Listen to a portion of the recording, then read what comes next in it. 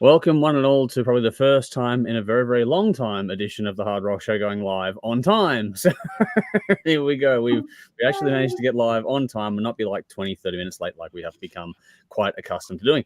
Hope everyone is doing well. Make sure you get in the comments, say hi, let us know where the hell you're watching from, and let's get into it. We've got a lot to get through, as always. A big thank you to Jeff. Immediately beside me, Jeff on the Dave on the other side of the page there, and then underneath we have Conrad and Bell.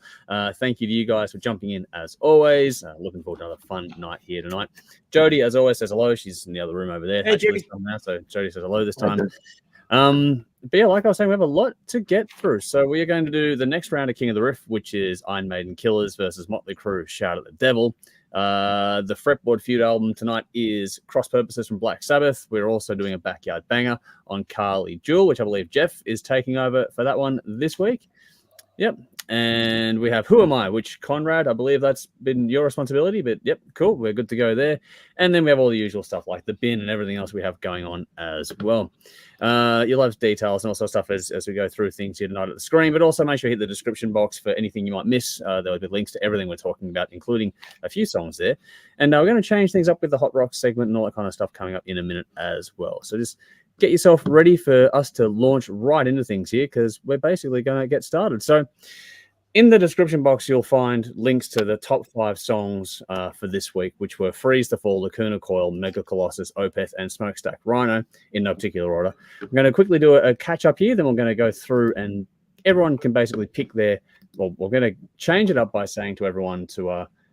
instead of us being randomly assigned songs, we've gone through and made a thing where you go through the top 5 songs and pick the one that appeals to you the most, and then have one person talk about the song and the rest of us will sort of just ignore it and we move on because we keep dragging that segment out for far too long. So it's going to trim things down a bit and keep things moving along. So just to get us up to the top 5, a quick little honorable mention to a couple of tracks here. In Jane's Addiction, Imminent, and Legs Electric, Glass House. They didn't quite make it the top 10, but they were in the list last week.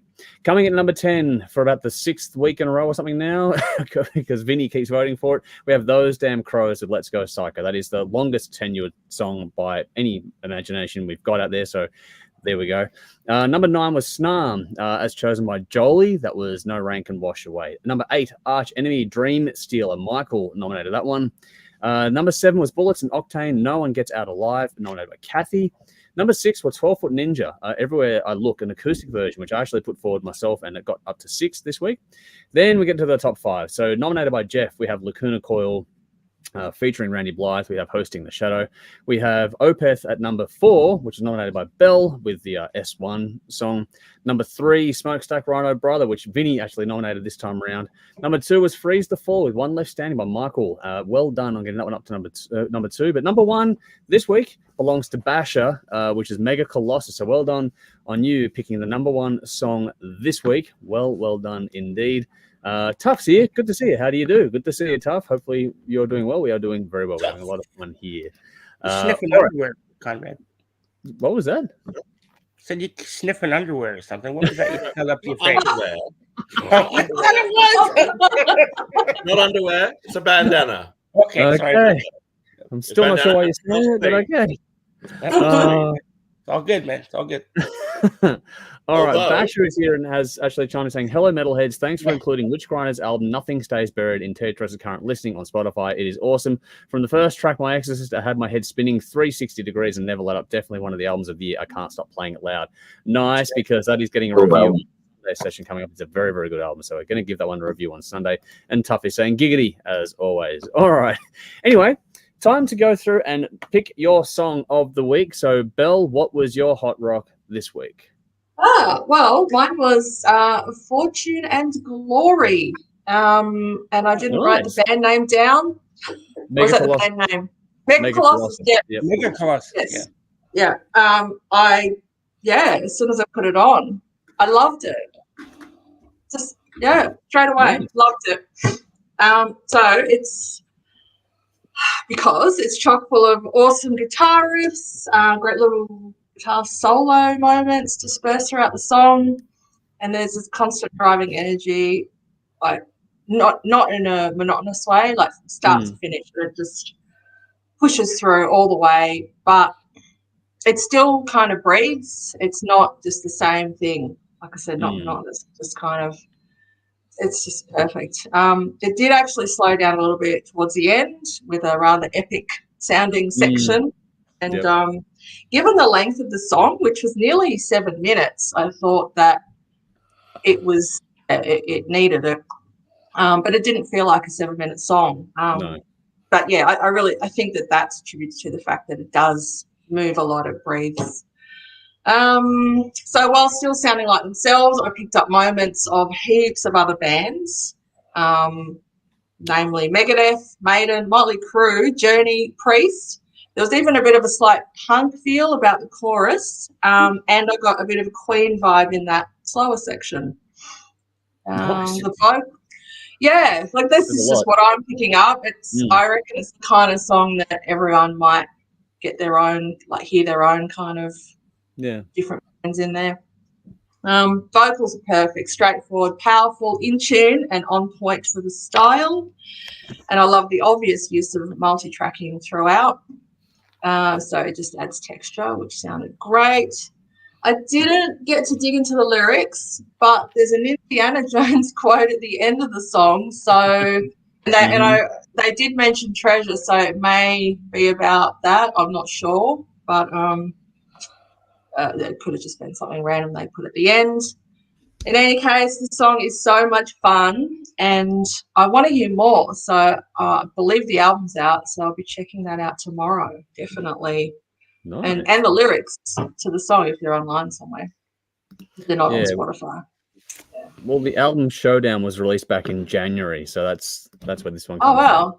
Yeah. It's been out for ages. So they've only just released this single. I think it's a video that got released, which is why this one got into the rhythm. Okay, cool. Yeah. Well, I gave it 9. Nice. Loved it. Cool. So cheers, Basher. Nice. Well, let's see what audience have we got here. So Tao says, I'm still listening to the stuff from last week's music. Well, that's good. At least it's holding up for you. That's the main thing. Vinny's gone, evening gang. Al is folding his laundry for the Bradys again. There we go.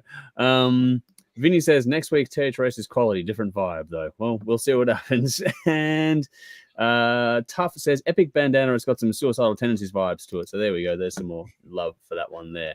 Alrighty. Next up on the rank is Jeff. What's your hot rock this week? Look, at the risk of someone else already doing this, I don't know. I have had this song stuck in my head all fucking week. Mm-hmm. It's that S1 radio edit from Opeth. I tell you what, this song, I was going to write something. I thought, no, this song has been so enshrined in my brain. It is, I have listened to it in a number of ways. I've listened to it through really good speakers. I've listened to it headphones. I've listened to it in my car.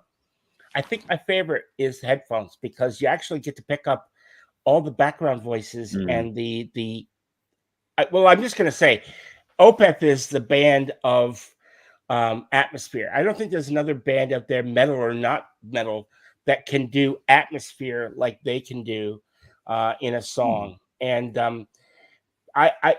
this is so ultimately this is from their next album, which is out in October, called Last Will and Testament, and it's a ghost story. And so it actually picks up right where Ghost Reveries left off. And I'm actually thinking, I think it's part of it. What? Really? Is that? I was wondering if it was a concept album. It actually picks up from that. Fantastic. Yes, I think it does because so it's not confirmed. Song, this is the first song. It talks about Father, the ghost of Father. And if you go back to Ghost Reveries and Ghost of Perdition, it talks about the ghost of Mother. This is fucking really fucking cool. So every song is a chapter in the reading of the will, Dave, the Last Will and Testament. Okay. I just saw them on the weekend. They just played Bloodstock. I just saw them headline, and they were. And you're a fucking asshole. But that's just reality. And they did Ghost of Perdition. They did that song. Oh man, I love that song. I get chills just thinking about it because it's so much atmosphere. Yeah, that would be. And I just love them to death. So look, I'm at risk of going on. I could go on and on and on waffle. I'm not gonna. I love this song. I love this band, and everything they do is just amazing. So can't wait for the next album. What shot? And this is 10 shots. This is 10 shots for you. bang. Yeah, I thought so. Nice. Had to be, didn't it? Had to. Nice. Well, Man Family have jumped in saying, G'day, all good to see you as well. And Guru is here saying, greetings, Antipodal, Standing Rockers. As always, good to see you, Conspiracy Guru. As always, hopefully you keep well on the other side of the world over there. Dave, you're up next. So what was your hot rock this week? Yeah.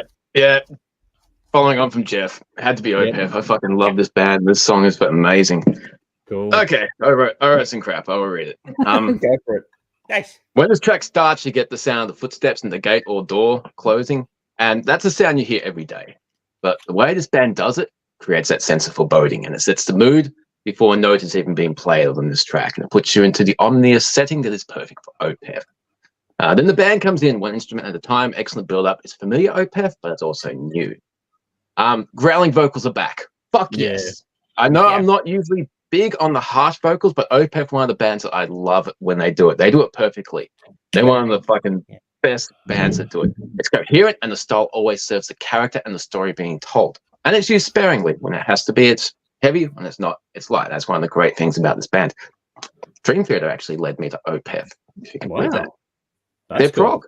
Opeth are prog, even though they got deaf elements and everything in jazz, but they're prog. You're in the Dream Theater world, you will hear about Opeth. Yeah. Opeth have had their knockers over the years since Akafif stopped screaming in recent albums, so I know this will please the old school fans. There were some perky moments with the clean vocals and the evil moments with the harsh vocals, which is awesome, and both bring in some truly beautiful textures. Most importantly, it's not a case of the band going backwards just for the sake of pleasing fans. It seems like a very organic progression that they bring the screaming back and the heavier stuff. And if it is a sequel to, as Jeff mentioned, that would be fantastic, because that's the album that got me into Opeth. And I actually bought that album without hearing a fucking note. I just knew that, this band is prog, they're metal. I'm going to buy it and we'll see it in my fucking mind. It was so good. Wow. I've always loved how the style of the vibe of their songs changes when the vocal style changes. It's well-rounded and balanced. It's clever composition and great storytelling. Following along with the lyrics, it actually raised more questions than answers. I want to know what Father's secrets are. I'm guessing this is a concept album. I think Jeff's right. There's no actual confirmation that I know of, but yeah, I think it's into that world. Even if it's not, this is enough to get excited about this upcoming album. I like how towards the end, and I want to listen to it on a good pair of headphones too, how you got that kind of kids vocals repeating the chorus of the draped in death, the hell of your. That's really creepy. And as you said, Matt, this is like the king of atmospheric metal. Opeth, just their production is as big a part of their sound as the actual band performances. The solo is amazing, but I wouldn't expect anything less from this band. Never tried learning an Opeth song, maybe one day, but heavily detuned, so I got no guitar set up for that, basically. There are effects you can use, but fuck that fake shit. Overall, this is everything a good Opeth song needs. It's not just the music, the composition, or the performance, either. It's the spooky vibe that contributes to the band's sound. Haunted houses, creepy forests, dark attics, sun setting and you're far from home. That vibe in their production, I don't know how they do it, but it's fucking amazing. And everything about this is beautiful. If you like metal, prog, ghost stories, horror, then you'll love this. I give this 9 shots. Nice. There we go. A lot of love. That's 2 people in a row with that. Nice job, nicely done. Kieran's jumped in. Good to see you, Kieran, as well. Someone, Michael, good to see you, saying evening. So good to see some people jumping in. Make sure you check out the description box for the links of these songs as we're talking through, because we're doing this blind. I don't know who's picked what this week, so we're doing it blind. So I'm not going to put the links in the chat. Just go through the description box for the top 5, and I'll go through a bit more in a minute. But anyway, Conrad, you're up next. What was your pick for this week's bunch of 5 songs? I really enjoyed One Left Standing. Freezes the Fall.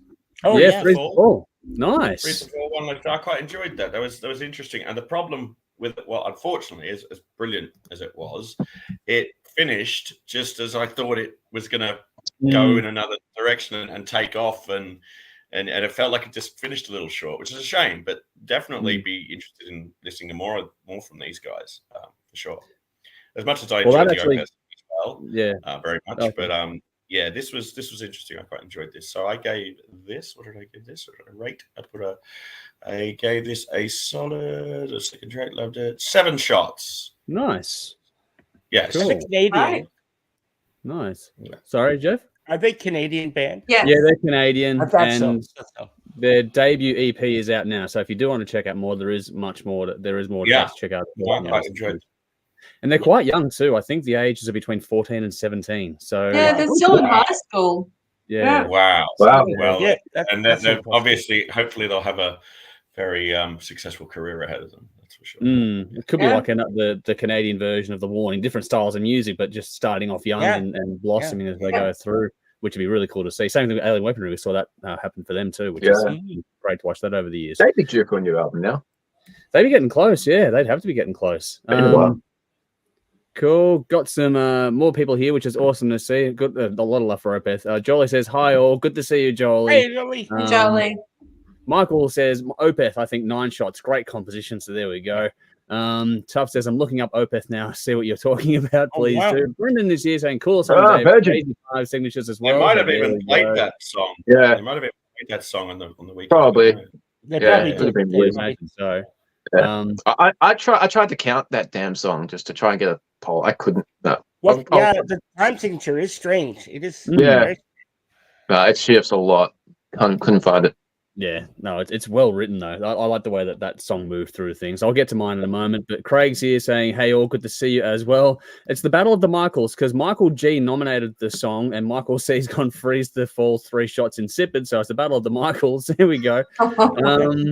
Basher says the Mega Colossus Showdown album is heavy throughout and well worth a listen, in my opinion. Songs are epic and follow on from Fortune and Gloria. So there we go. That's Basher. Awesome. Breakdown of the Thanks, album. Basher. Coming up, Edge Crusher, good to see you. Opeth, 10 shots from Edge Yeah. Crusher, and Vinny says wouldn't mind hearing Opeth over footage of Ray Gun's routine. There's some the Dave. I don't know if you're aware of that. That's the breakdancing thing from the Olympics. Yeah, I heard so- something about it. it's I so- don't know what the fuss of the battle of breakdancing looks like. That it's all shit. yeah. Tough. If you're looking What for the a fuck is breakdancing doing recommendation, at the Olympics anyway?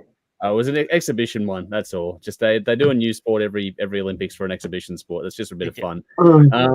Shoot Tough me. says- I was just sounds going to say, very for top, started. start with Ghost Reveries. That start there and Yeah. work anywhere. Work forward Yeah. from that. yeah. Damnation, Deliverance, Black Walker Park. Damnation! What an album! Fuck. Fuck me. It's going to turn into an Opeth circle jerk. Anyway, Johnny says, "Hey everyone, good to see you, Johnny, as well. Thanks for jumping in." My song for this week is going to be. We have a clear winner this week, obviously, with Opeth taking the top spot for everyone here. Oh, Kat's here too, so good to see you, Kat. Going evening, Pete. So good to see you, Kat. Thanks for jumping in. Wow. But my pick for this week is actually going to go to Smokestack Rhino with Brother. Vinny nominated this one, and Yeah. it's the Melbourne band. They've released. It's from their second album, the Mojo Dojo, which is out now, and it's like I said, the second album, and this one is a sister LP to the first album, the Mojo Funk, in 2023. So they both sort of go hand in hand, which is a cool little trick there. Not a lot of bands do that. For me, about this song, I loved the groove. I think the solo was great in there. The use of the bass was awesome as well. I think it has a great sound. It sounds phenomenal, really well mixed. And I think there's just this sort of sultry vibe that just sort of is to me captivating. The more I listened to it, the more I sort of fell in love with this particular song. Dare I say there's a bit of a smoky vibe to this song, which is, you know, a bit of a pun on words, but it just feels like that as well. I love the lyrics too. In the past, this band has been sort of a fun band with tracks like Mrs. Foley's Baby Boy and all that kind of stuff. There's been some fun stuff, some wrestling links, but this one's got a very dark feel, a bit more serious, and I like this side of the band coming through, which, yeah, I enjoyed it a lot. This song has a bit of everything. I think great mood changes, great composition, great performances across it, and like I said, a great mix. And I love the pacing of this particular song. It's got a great atmosphere. I think it's a moody rock song that, you know, fans of bands like the Ugly Kings would get a kick out of this one, but they've made it all their own. So that's a good crossover reference there. But for me, that hook in the chorus, I can hear it over and over in my head again, which is, it's just been embedded in my brain. Like Jeff had it, Opeth song. I had this song in my head all week. Yeah. And just the saying about eye for an eye leaves the whole world blind, and playing on that, I think that was a really cool lyrical and musical twist on the whole thing. So I enjoyed this song quite a lot. So I gave it 9 shots. I really did enjoy that one. So there we go. That's our hot rocks for this week. What do we got here? Tuff says, "Don't diss the ray gun. It was the best impersonation of Kermit dancing I've ever seen." Here we go. And Michael says, "Smokestack Rhino, great 8 shots, great blues rock band from the Yarra Valley." Yes, they are from the Yarra Valley. They're a very good band. That's cool. Too. which is cool. So that gets us through Hot Rocks. Nicely done. So we're going to move on now to Hard Rock happenings, which is where I just give you a couple of bits and pieces to pay attention to.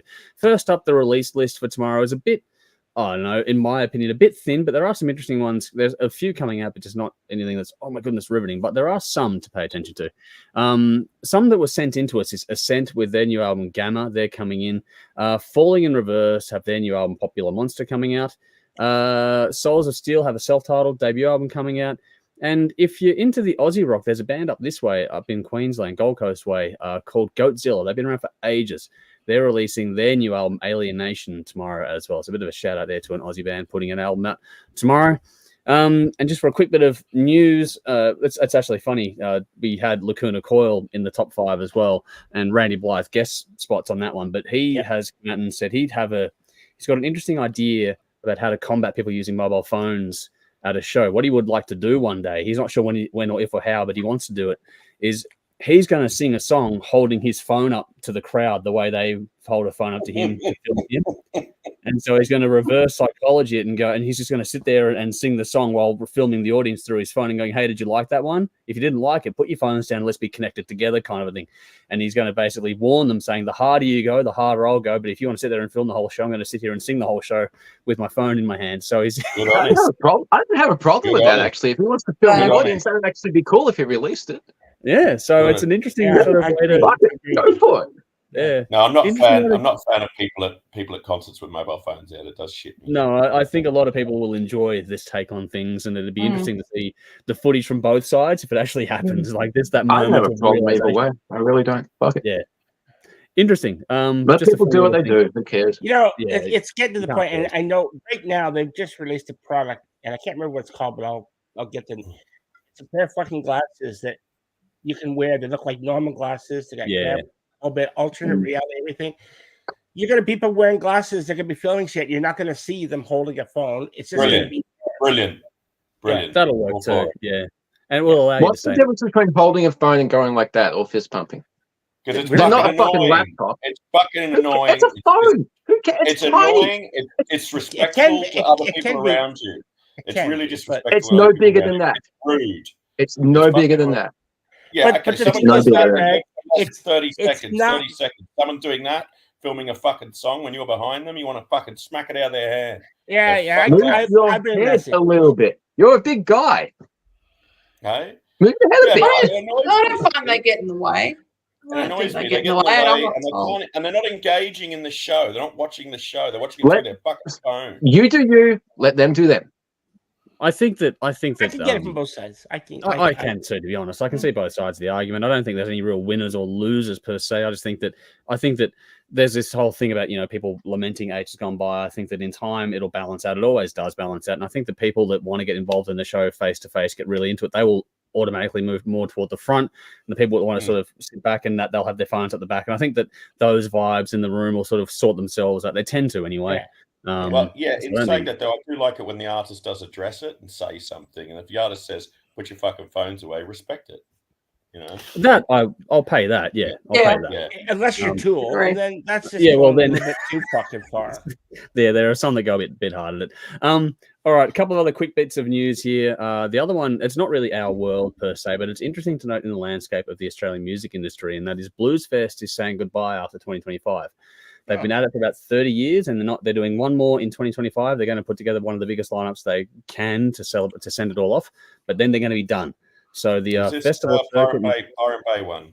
Yeah, yep. And Byron so Bay. Yes. all of these big festivals are sort of cycling through and falling away. We haven't had the big ones come back here for a number of years now. So no Download or any of the other ones come back here. So it's getting to be an interesting time for music. So whilst it's not our particular world per se, it's just interesting to note in the wider scheme of things that there's still that big shift happening, and it's yet to be worked out how things are going to happen or play out. I did speak to someone over here who was on the tour out there you had out there. What was that? I was speaking to someone, I was working with someone who was on it, and that was the Not Fest you had out there. Yep. This year, and it lost money. It didn't do well. It lost money. Wow. So I don't know if it'll go ahead again next Wow. year. It didn't do well. So there you are. Yeah. It's a shame. but it's a victim of, the world economic circumstances are a bit interesting right now. So it's just going to be interesting to see how things sort of bounce back in due course. Hopefully it does, but we'll see what happens. Final little bit of news before we move on to the next segment here is Hard-Ons, Aussie band Hard-Ons. They are releasing a new album, I Like You a Lot Getting Older. That's due out on October the 4th. But this is also coinciding with the 40th anniversary of the band. So they're going to do a tour to celebrate the 40th anniversary. And at the same time as that, they're releasing a feature-length documentary about their career to date. So it's a big thing. I know that people like Nudes, for example, like Hard-Ons, who follow us. And so it's an interesting one that these guys have got all this going on, the 40th anniversary. So congratulations to an Aussie band to get 40 years into a career. That's bloody well done. And if you're interested to check out more of the band, they've got a new single called Buzz, Buzz, Buzz, which is out now. So you can go and check that out to give you a taste of what's coming up on the new album. And if you're interested in more, then go and check out more. They've got a lot of years, obviously, behind them. And there's a documentary coming as well. Yep. All right. Let's see what the audience has to say here. Michael is here saying, hey, all, good to see you, Michael. Hopefully you are. Hey, bro. There you go. What do we got? Tuff says, someone in comments said Opeth is what Black Sabbath and Deep Purple had a Viking baby. That's actually not a bad comparison. I can see, yeah.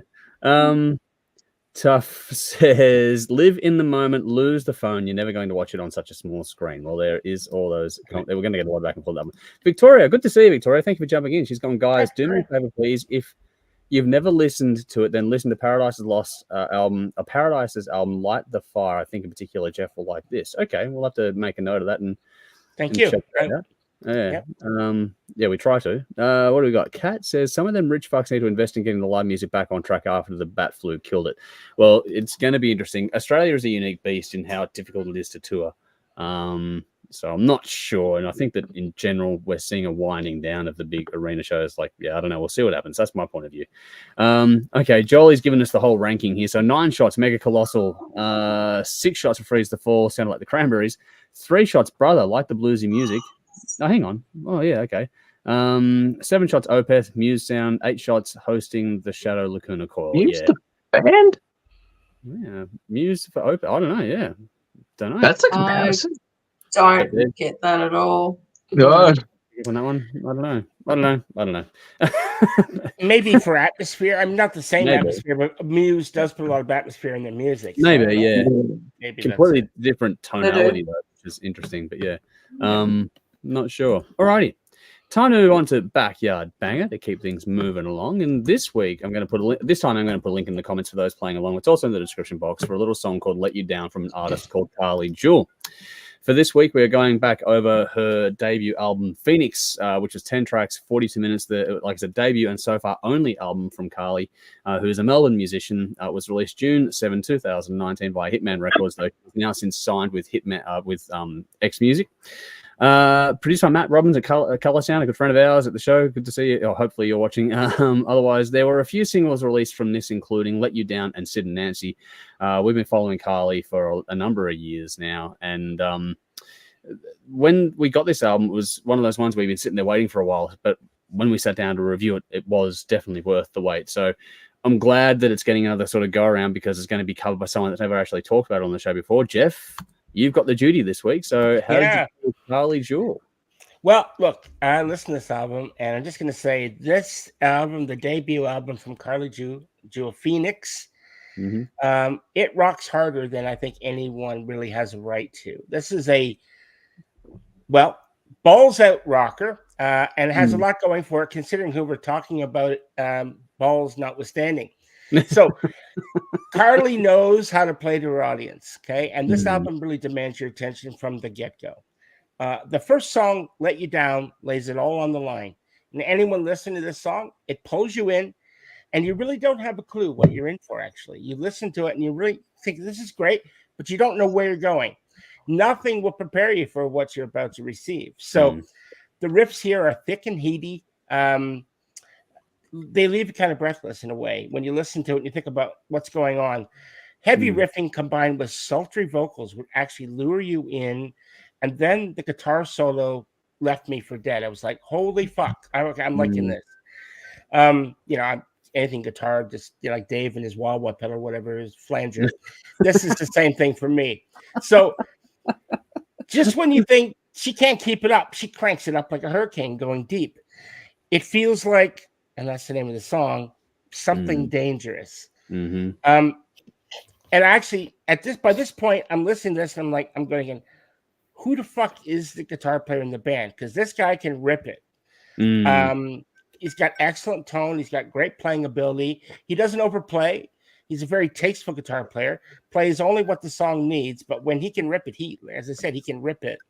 And that's a talent in itself, I think. It's kind of a lost talent because people either go, they're playing on 10 the whole time, and then when they're not playing, they're not playing. And then it's playing on 10.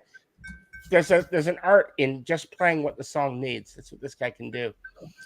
So I thought Walk Alone, the song, really, that was the first banger that I thought, which really wouldn't have been out of place on Triple M. If Triple M wasn't afraid to only playing it safe all the time, that's their fucking problem. So there's so much great music out there, and their audience never gets exposed to it. It's such a shame. Oh, well, that's what we're here for. So as Jimmy would say, fuck Triple M. There is a rawness and purity in the sound from this album, and I think it screams a light touch to the production. To me, it sounds like whoever produced it allowed the band to actually play without too much in the way of studio gimmickry to get in the way, and I think that's the way it should be. Sid and Nancy, perfect anthem. This is a great song, awesome guitar, needs to be played loud. The melody itself is simple, but sometimes that's what's best for a song. It doesn't have to be overplayed. And I think it's just a brilliant song. I really, really, really like this song. The title track, Phoenix, it's got layers of complexity and sounds that lure you in. And then she kicks it up a notch to bring home another rocker that shows that she can really rock with the best of them. And now we know that she can rock with the best of them. I think the last 3 songs on the album are by far the most genuine. I think Carly wants us to know that she's far, far from a one-trick pony.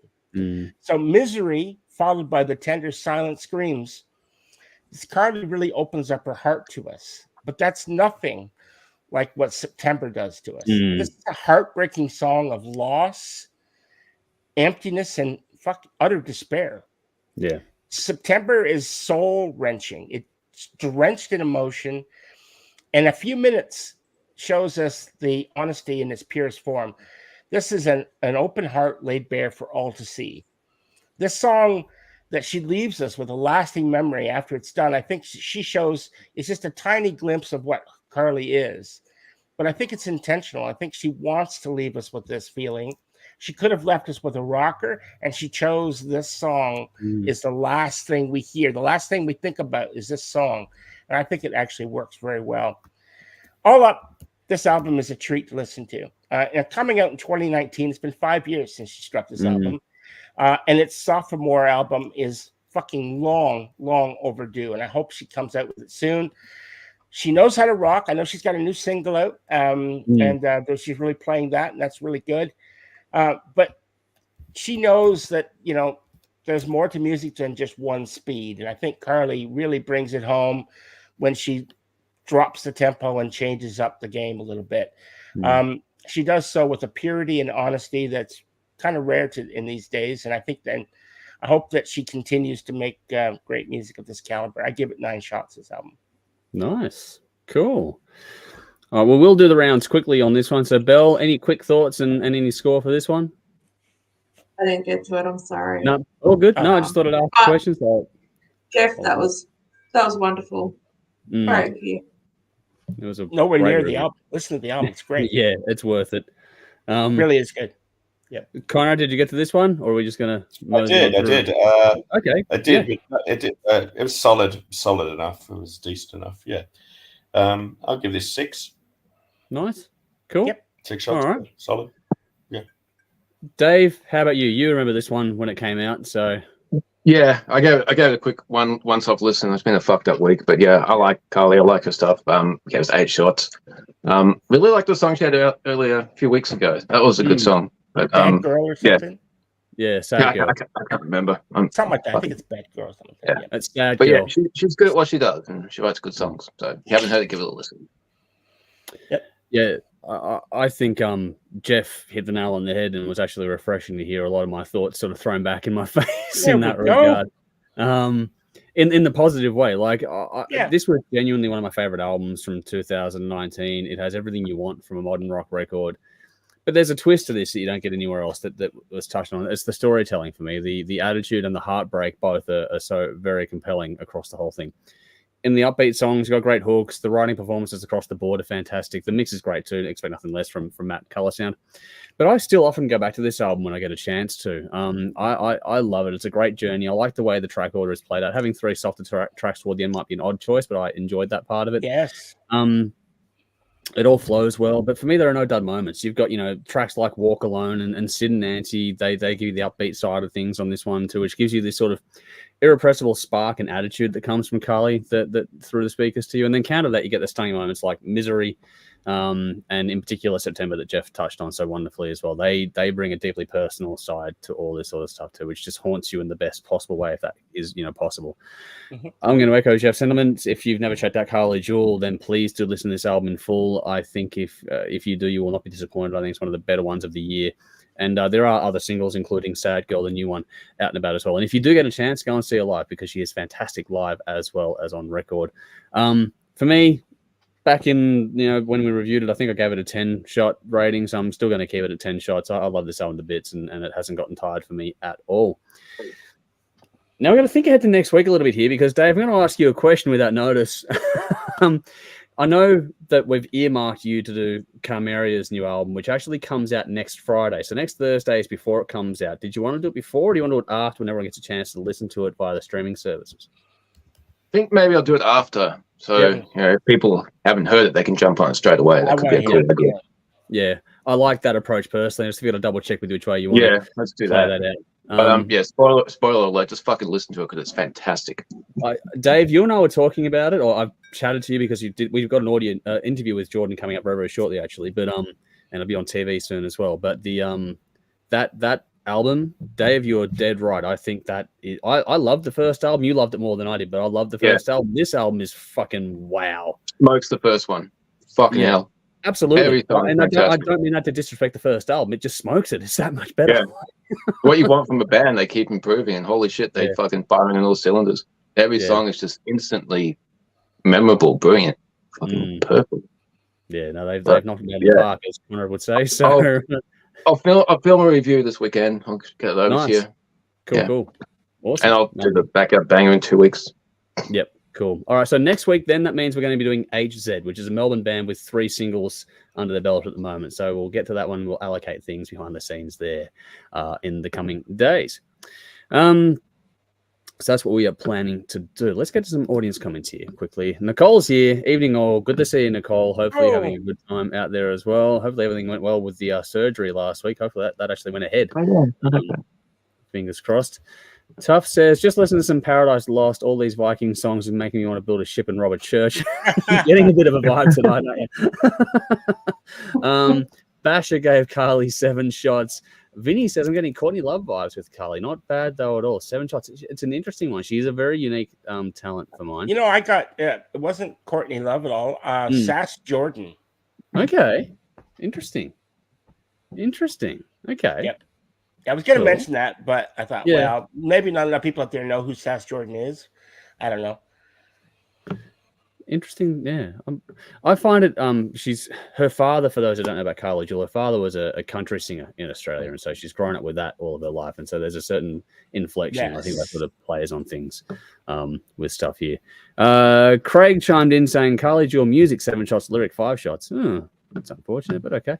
David says, "Full house. G'day all. Yes, we are all here. Hopefully you're having fun out there too."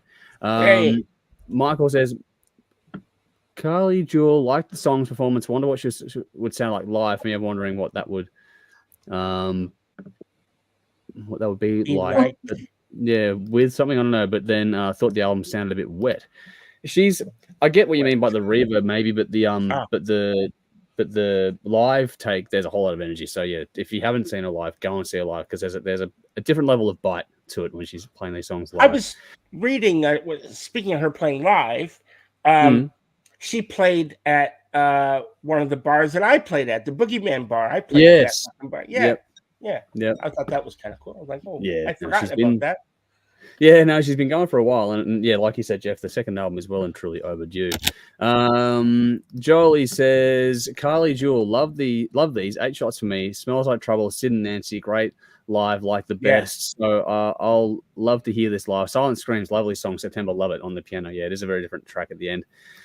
Cheech is here, Sass from the box. Good to see you, Cheech. Thanks for jumping in there. And Michael says 8 shots, just do not like the reverb. Fair enough. Nicole says, kids doing well, thank you, although he is bored and can't work out why I won't let him stay at his friend's place tonight because it's 9:15. What's with kids of today? A lot. So yeah, good luck, but I'm glad that all actually finally went through for you. That is good to hear. That must be a big fucking weight off your shoulders. Vinny says she'd be great on a gig card with Cassidy. Yes, she would. Yes, a great lineup. Yeah, Terry is here saying, hi guys, good to see you, Terry. Terry? Last time I saw Carly was when they played, I think, with Eat the Damn Orange at Boogeyman Bar or something like that. Like when I was still living in so that was actually a very cool gig to go to. It was a nice little one there. Yeah. All right, we have more comments. One more. Nicole says rehab starts Monday. Fun and games. Yes, not reverb. Rehab. Good luck. Yeah, physical recuperation is a pain in the ass. Hopefully, it goes smoothly and just. Having been there and done that, just listen to what they're telling you to do to your boy. Make sure they don't just ignore the advice because the exercise is important, even though it is annoying and sucks, generally speaking. All right. Time to move on to the Fretboard Feud section of things here, where we go through and pick songs from albums as we go through. And we've been deciding, or this theme has been dedicated to Tony Martin's Black Sabbath era. So we've done a whole bunch of albums today. This time round, it's round 4, and we're going to go to the Cross Purposes album, which was originally released in 1994. For those interested, there is a link in the description box and in the comments now for the track Evil Eye, just an official audio thing, so something you can listen to in the background. For round 1, we did The Eternal Idol. For round 2, we did Headless Cross. For round 3, we did Tear, which was last week. Now, before we did that one, the total was like this. So Conrad was out in front on 100 points. Bell was on 70 points. Dave on 35. Jeff on 35. And, I don't know what was going on there. I was on 60? That doesn't sound right. That doesn't sound right at all. Anyway, I'll work that out later on. Because that just doesn't make any sense. Maybe it does. I don't know. It's weird. You're questioning my math. No, I'm not questioning your math. I'm questioning my layout, so don't worry about it. Just my mind. Doesn't matter. Yeah, I'm going to pull this up, actually. Sorry. Just let me got it. I've got it here. So anyway, I've got the totals. So I know I've got the totals right anyway, so that's okay. So I've got the updated totals. I got the correct score for this week regardless. But anyway, last week, like I was saying, we went through and did Tear. Belle had the first choice, and she took the song The Sabbath Stones. Then I got second with The Lawmaker. Conrad went third with Anno Mundi. Dave took Odin's Court, and Jeff took Feels Good to Me. The audience rankings for the top 5 of the audience go like this. Number 5, Heaven in Black. Number 4, Feels Good to Me. That was Jeff's choice there. Number 3 was The Sabbath Stones, which went to Bell. Number 2 was a song that none of us picked, In Valhalla, which means number 1 went to Conrad's Anno Mundi choice. So Conrad knocked it out of the park this week again. And Dave, you beat me because you got 1 vote, whereas I got no votes on my song at all. So we both went down the bottom there, and I went down straight down the drain. So to reiterate where that means that things sit scoring wise as we go into the next round now. Currently, as we do this one, Dave is on 55 points. Jeff and I are on 70 points, but I'm putting myself in 4th because I got the 0 points last time around.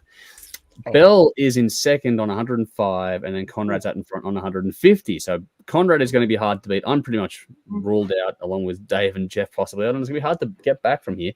But we'll see. We've got to get cross purposes out of the way at first. And as we rotate through, the person who goes last the week before goes first in the new week. And Jeff, you get to take the first track from Cross Purposes. So any thoughts you have on the album, and pick your track.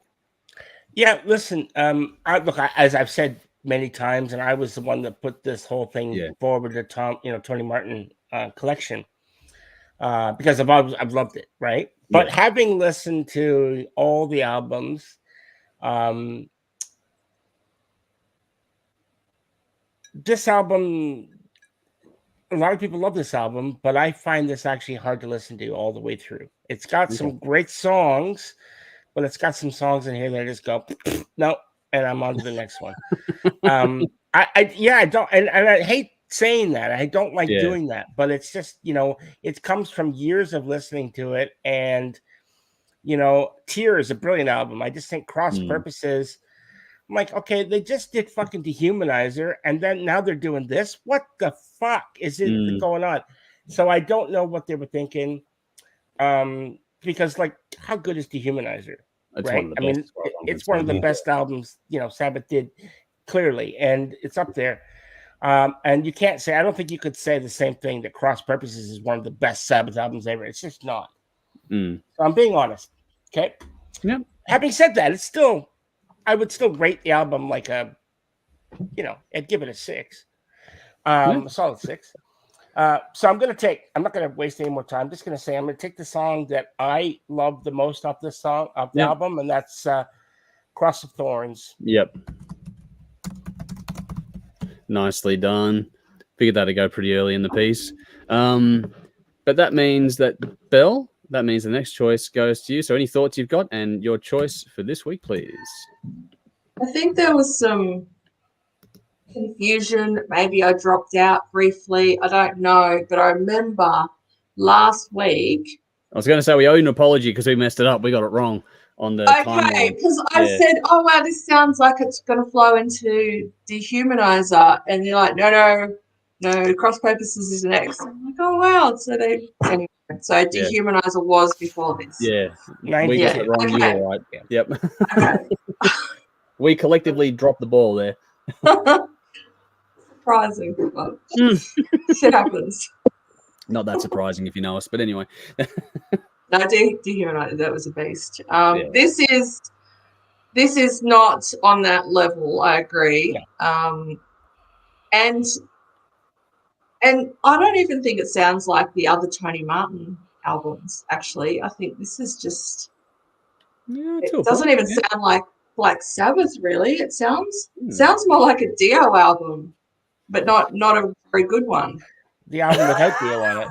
Yeah, I agree. It's like they're in Dio mode and I don't know. Maybe they were still, who knows? Maybe these songs could have been throwovers from that didn't make Dehumanizer. Why not? Like, I even thought that too. I'm like, I wonder if that they were cut. Yeah, this flows on from like Letters from Earth or something like that. So yeah, maybe. No, isn't. Oh, Letters from Earth. Is that the last song? Blasphemer! You don't even put it in the same sentence as Letters from Earth. Just talking about Virtual Death. Virtual Death was quite Sabbathy, on this album. And I thought it was Tony Martin's weakest performance. Wow. Of the album so far. I don't know.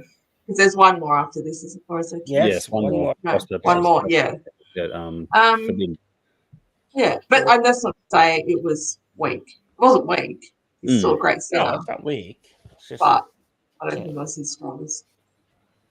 Anyway, I get to pick my favorite song off this, and that is Evil Eye.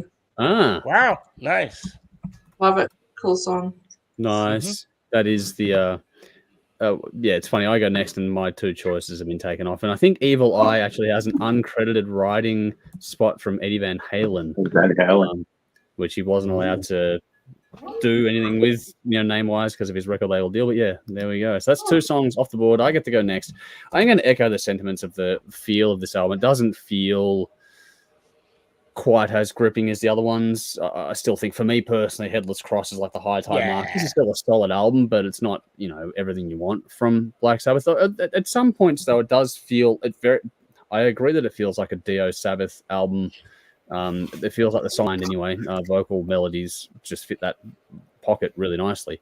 I thought it was interesting how they went for, it was a 94 album, or 95 album, I should say. No, 94. And no, 94. 94. I've got another thing note here. That's why I throw myself off. But 94, this one came out, but they've got a with Virtual Death, they've got like a very Alice in Chains vibe kind of a song going on. Yes, be that very grungy.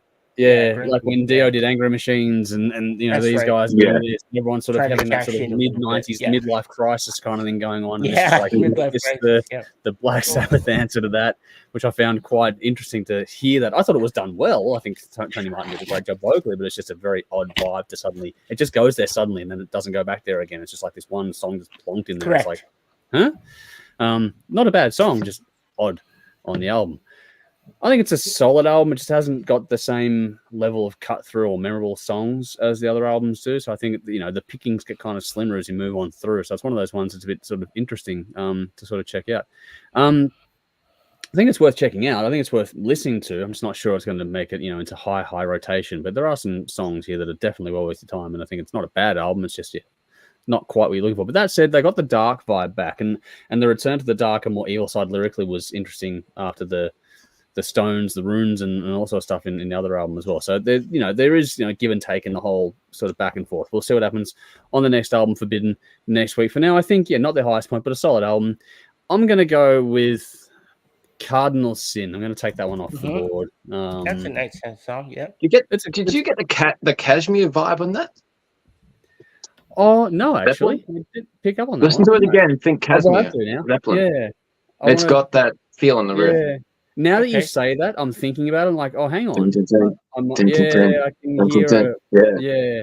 And maybe that's why I like it, because Kashmir is one of my all-time favorite Zeppelin songs. Yeah, there you go. Might be the crossover thing that I wasn't quite sure why I put my finger on it. But yeah, no, it's one of those songs that got my attention. There's a few here, but like I said, I just don't think it's quite as memorable. But anyway, that's my choice done. We'll move over to Conrad, who gets the next call. I'm not really familiar with this record, and I didn't really get much of a time to listen to this. I've had a rather busy week being away. So yeah, at Bloodstock. The only track I think I do know from this record, I think, was a clip. It was a video clip that might have been made for it. And I might have seen that on Headbangers Ball, probably when this came out. And I think was a couple of clips. The Hand That Rocks the Cradle. I think it was the Hand That Rocks the Cradle, yep. So I'll pick that then. All right. That's all I know. Nice. So yeah, that's all right. Yeah. That I was think one that of the came ones out at the same time the movie did. That's I think it was linked to that in its own little way there. Dave, do you have any information on that one? Hand That Rocks the Cradle is about a cult leader's mass suicide, or one of these songs is. It could be that song. One of these songs is about like Waco. I think this one was inspired by someone. Oh, Psychophobia might have been that. Yeah.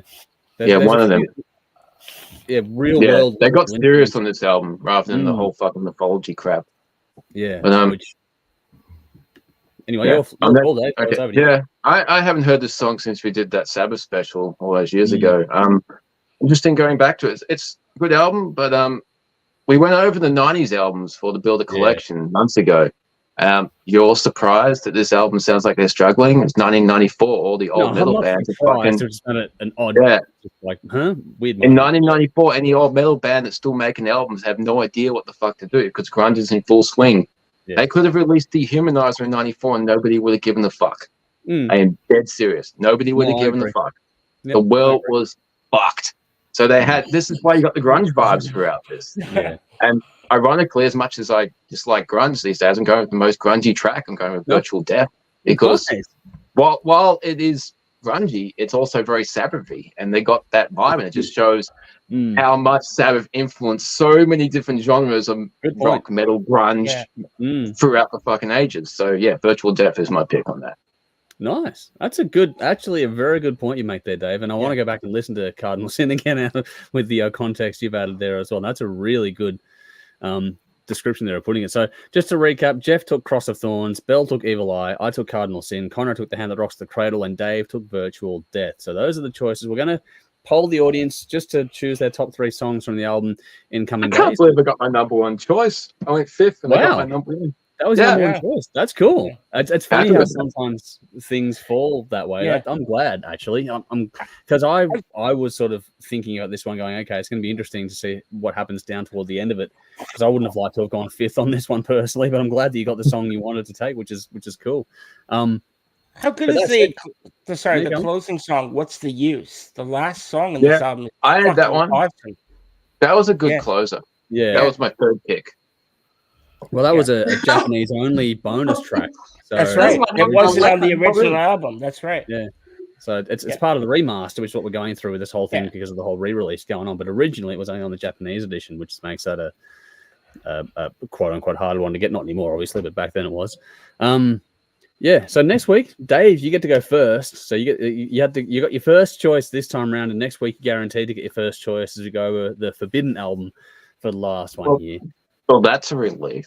Do you go with the rap with the iced tea, the illusion of power? Yeah, when your album's produced by fucking Ernie C. Yeah, Black Sabbath and rap should not fucking mingle. Jesus Christ! All it needs is Limp fucking Biscuits, Fred Durst, and that'd be fucking perfect. Bill, what have you started tonight? I regret it now. I didn't before, but my God. Just fucking kill me. The worst thing ever happened in the rock. One song though. That's Black Sabbath and fucking Ernie C. and Ice T. Jesus. Well, the funny Christ. thing is that after that album, they went dark until the 13th because they were album. ashamed of themselves. Well, you know, you may have a point. It was critically panned as the worst Black Sabbath album of all time. It is Forbidden. Yeah, I don't think fucking so, crap.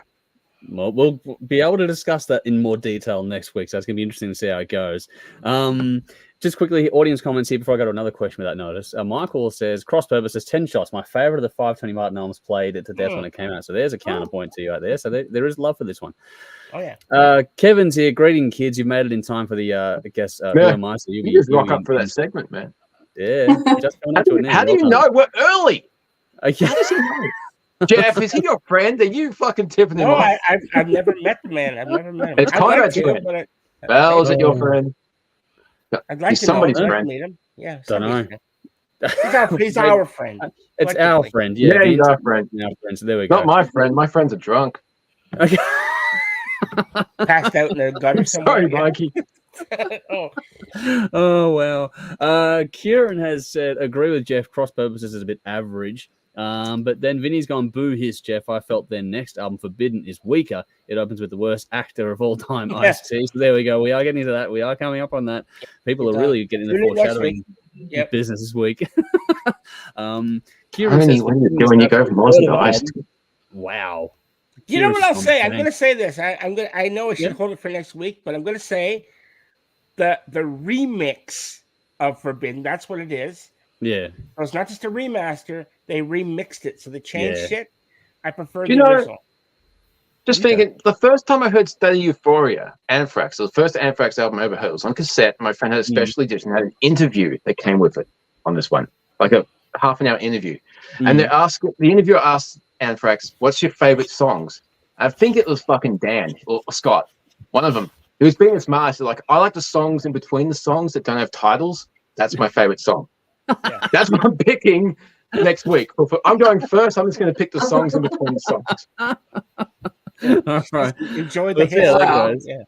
Oh, maybe I'll have to point out that is an option in the I'll just point out that might be an option anyway. Anyway, fuck, that'll be fun to see how that plays out voting wise. Kieran said also, love the first 3 Tony Martin albums. We all did. Roundly love those ones. We all did. But Michael's gone, funny, I don't like Tear at all, but love this. So we are getting very different opinions now as we go into this interesting part of the career, which is cool. Cheech says Alice in Chains was the best from the grunge era, and I think Dave and I both agree with that wholeheartedly. I wouldn't even call Alice in Chains grunge. They're too fucking good. Everything they did was on purpose. Yeah. There we go. Kevin says, Conrad, awesome new clutch shirt. So there we go. More love for the wardrobe. And Kevin says, I feel like I know you all by now. I work from home and log on right around this time. Well, there we go. So I'm glad that we're able to entertain you for the start of your working day, which is awesome. Adrian's here. Good to see you. He's gone, Ice-T's band Body Count, Cop Killer. Body Count is an interesting band. I don't mind their first album, actually. I had their first CD. Nothing afterwards, though. The last one wasn't bad. Oh, not the one before. Sorry, they just dropped one. Their cover of Institutionalized is funny as fuck. Yeah, they've got some good stuff. Where he lays into the vegans and shit. That's funny. That meat isn't going to kill me unless they figure out a way to fire it out of a fucking cannon. Oh, here we go. Michael has gone, Dave, I have not stopped drinking coffee all day and still going with my coffee. Well, we'll call it coffee. Is it Irish or is it... Yeah. Yeah. Mate, how the fuck do you drink iced coffee in between whiskey? I do not know. How was your stomach? God, that'd be curdling in there, wouldn't it? Wow, that's not good. Barbecue with Neil. Good morning from Ontario, Canada. Good to see you. Thanks for jumping in. That's where I'm from, Ontario, Canada. Yeah. Yes. There we go. Got some love there from Canada. Nice to see you. Thanks for jumping in. Hopefully you're keeping well. Neil, what city in Ontario? Yeah, you are talking to an expat local now. So. Yeah, I'm from Belleville. If he's watching, yes. Nice. So barbecue with Neil, let us know. Craig says Soundgarden and Alice in Chains are the only bands I've listened to from the grunge era. I pretty much only Alice in Chains. Soundgarden. Yeah. Oh, here we go. Kevin's gone the home of Rush. He's getting in early on the trivia stuff. Yeah. Which is there we go. It, baby. Fucking hell, tonight. Fucking Limp Bizkit, Rush, Soundgarden. Dave's having a bad night. Being triggered. He's triggered. Yeah, he's running away. Ooh. And Cheetah's gone Toronto. So I was born in Toronto. Yeah. There we go. Actually, no. Oh, wait. We're doing the fucking Who Am I, aren't we? Yeah, in a moment. So give us a second. I want you here for the next thing, too. Just quickly. Because we have got one album left to go, there's with Forbidden, and it's going to be an interesting finale. Obviously, we're prefacing it here. But anyone got any ideas of what they would like to do for the next Fretboard Feud? Any just actually? Yeah. How about 70s Aerosmith? Okay, cool. 70s Aerosmith. In light of their retirement. Yeah. That could be fun. Interesting one. What's it? 6-7 albums? Yeah, there's a few albums in that. Yeah, they were almost 1 a year at that point in time. So yeah, that'd be a bit going on there. And it goes back to the early days, which is cool. Let the music do the talking. Yeah. That's it. Yeah. Anyone's got other ideas? Anyone? That's a good one. That's a good one. I like it. But yeah, I like that one quite a bit. But we'll see. If anyone has any ideas, let us know in the comments, or you guys here. If you forget now, though, or can't think of anything now, then just let me know. You guys have to chat, so go for it. What do we got here? Tuff says, will you guys think different of me if I own on DVD Break Into Electric Boogaloo? Don't Maybe think differently of anyone. You do whatever makes you happy, man. I don't know what that is. I don't think I like it. I remember the first film. I remember seeing the first film at the cinema. Wow, okay. Right, Dance. Right. Well, didn't see the second one. Ooh, interesting idea. No, I haven't seen either of them, to be honest. But yeah, no, I do. I've heard of them. Adrian says the best thing from Canada is the Canadian bacon.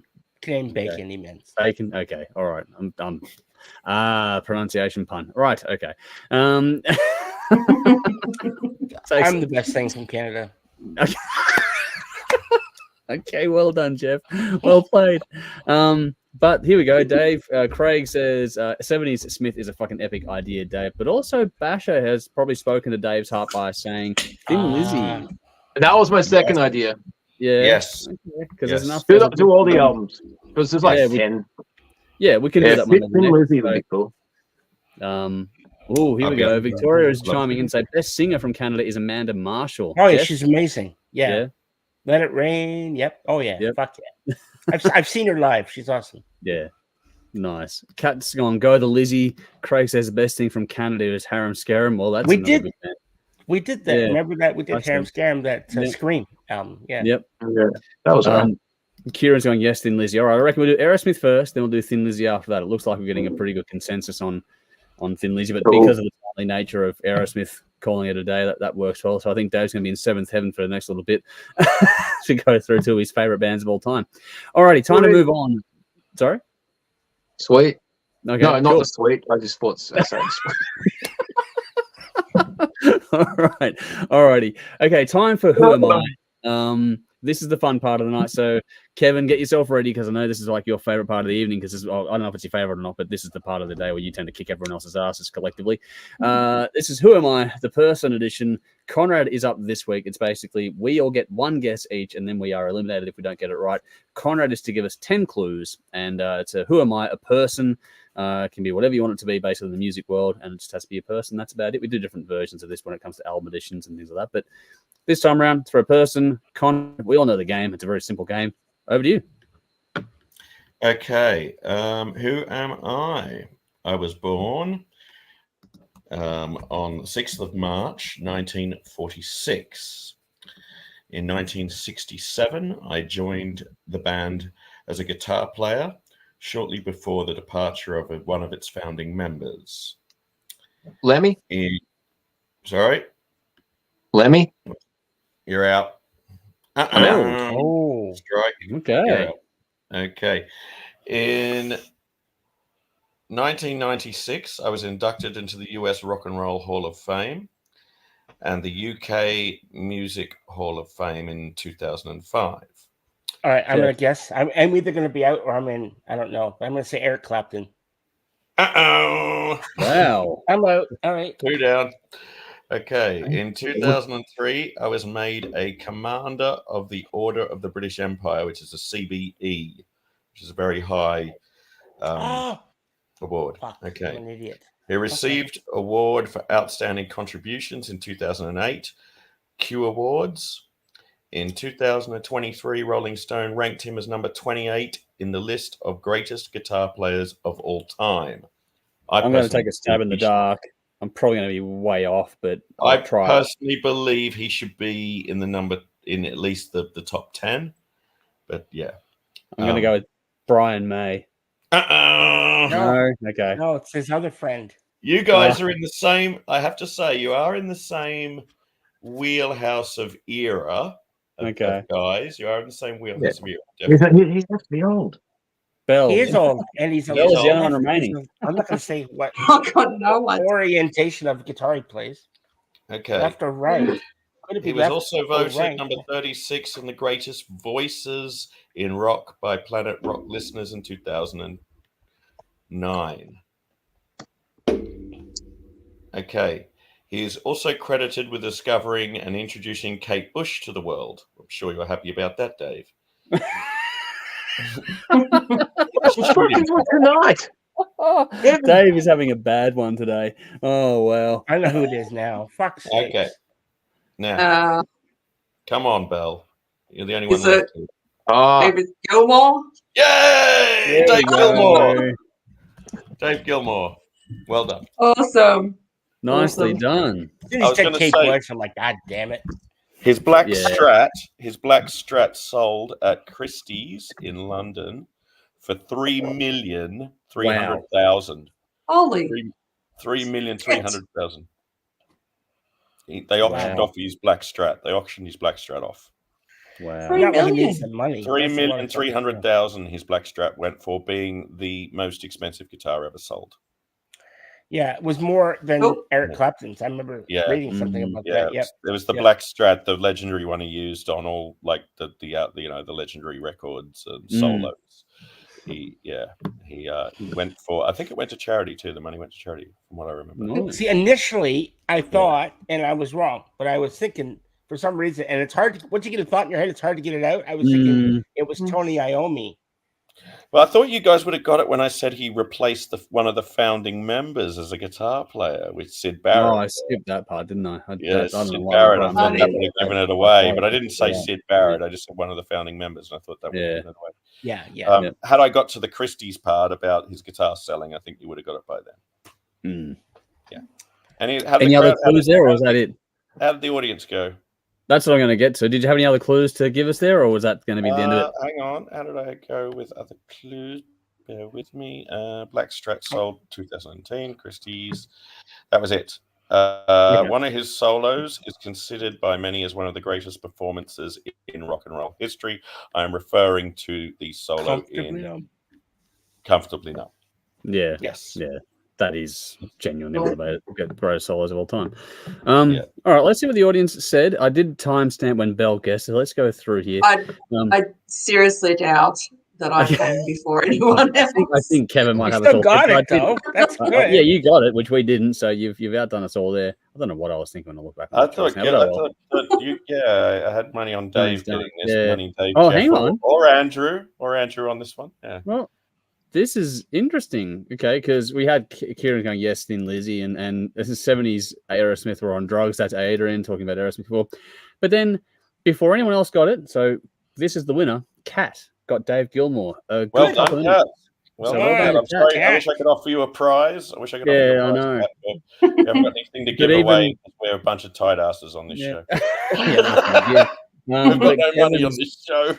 Kevin's given the shout out there, which is nicely done. So Nice Kat going, got it by Kevin. Kevin. So Yeah. Well nicely done, done, Kat. giving the flowers where due. Congrats, Well Kat. done, Kat. Kieran guessed Jimmy Page. Jolie went to Dave Gilmore next. That was the second correct guess as well. Right. Is But that I your went Brian May Jolie? as well, so I'm glad I wasn't alone in thinking Brian May. I don't know how I got there. But Basher said David Gilmore. Bishop said Gilmore. Well done. Michael says, yep, well done, Kat. And then Adrian's going, I have no clue. So there we go. Okay. And then jumping in, here is Mr. Dead. Good to see you, Mr. Dead, over Hey, on YouTube. Mr. And fellow Dead. Sinners, Where you thank from? you for jumping in. And they've followed up with nice to be here. Nice to have you. Thanks for Nice to tuning be in. Let us know alive. where you're tuning in from. Kat's followed up with my favorite guitarist ever, which might be why she managed to guess it. So He's one of mine. Definitely one of yeah, mine. completely agree. One of Dave mine. Gilmore. Fucking Yeah. amazing. Yeah. Absolutely. If you want to, for me, it's about feel, and that's what Yes. he brings to Absolutely. his craft. Yeah. Yeah. Yeah, can't He argue often, I think he once said, or was famously quoted in saying, it's not about how many notes you play, it's the spaces in between the notes. Yeah, So it's about the Yeah, I space. agree. It's about the I would space. agree with that. Which yeah, is, what you don't play. Yeah. Yeah, Which what you is don't funny. play, it's space. funny considering the context of Dave saying before he's going to choose the songs between the songs without the titles next week. There you go. They're on the same page. Yeah. That's Dave Gilmore might have discovered Kate Bush, but he didn't fucking collaborate with hip hop as best as I know. Don't think so. No. So there we go. Dude's got taste. Jolly's song, congratulations, Kat. Nicely done. Cray says Gilmore has two voices. His guitar is a voice all its own. In my top three, I agree with that completely. Yeah. Yeah. Adrian is saying, cool shirt, Jeff. Some more love for Jeff's shirt there. Thank you. An official. Mr. Dead. I don't know how this is going to go for you.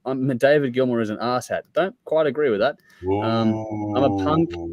Had a band called Bastard Squad help make Romper Stomper. I'm in the credits. Oh, well, congrats to you on that one. Yeah. Wow. Nice job. Nicely done. I won't sing the lyrics because they're a bit racist. No. But I do know the Also- lyrics. Yeah. Had a beer with Lemmy, so I'm metal too. Well, we're all metal. None of us had a beer with Lemmy, although you should meet Drano because Drano is the resident person that we know who is the Lemmy King as far as anyone's concerned. I imagine he is the one to go to when it comes to anything to do with that. All right, what do we got here? Adrian says, remember, less is more. Dave and I keep debating that point. We never agree on that. But I think we can when it comes to Dave Gilmore. More We is can more. agree. And Yeah. you can have And here we go. There's the flip side. More is more. So That's right. more is more. that is the timeless argument that That Dave was a and I will Malmsteen never- quote. Yeah. It was. He was And- right, though. Ultimately, he was right. Yeah. But you got to give it to the other side as well. So Yeah. Yeah. Well, anyway, You can do both. you can do both. I will completely pay that. You can definitely do both. All right, let's have some fun with this. Time to get on to the battle of the evening as we move through things and see just what the hell happens next. I'm just going to make a phone call, guys. I'm just going to Yep. mute me, please. It's Cool. a very important phone call I need to make. No worries. I'll mute you now. All good, Mute me, mate. please. Thank you. Done.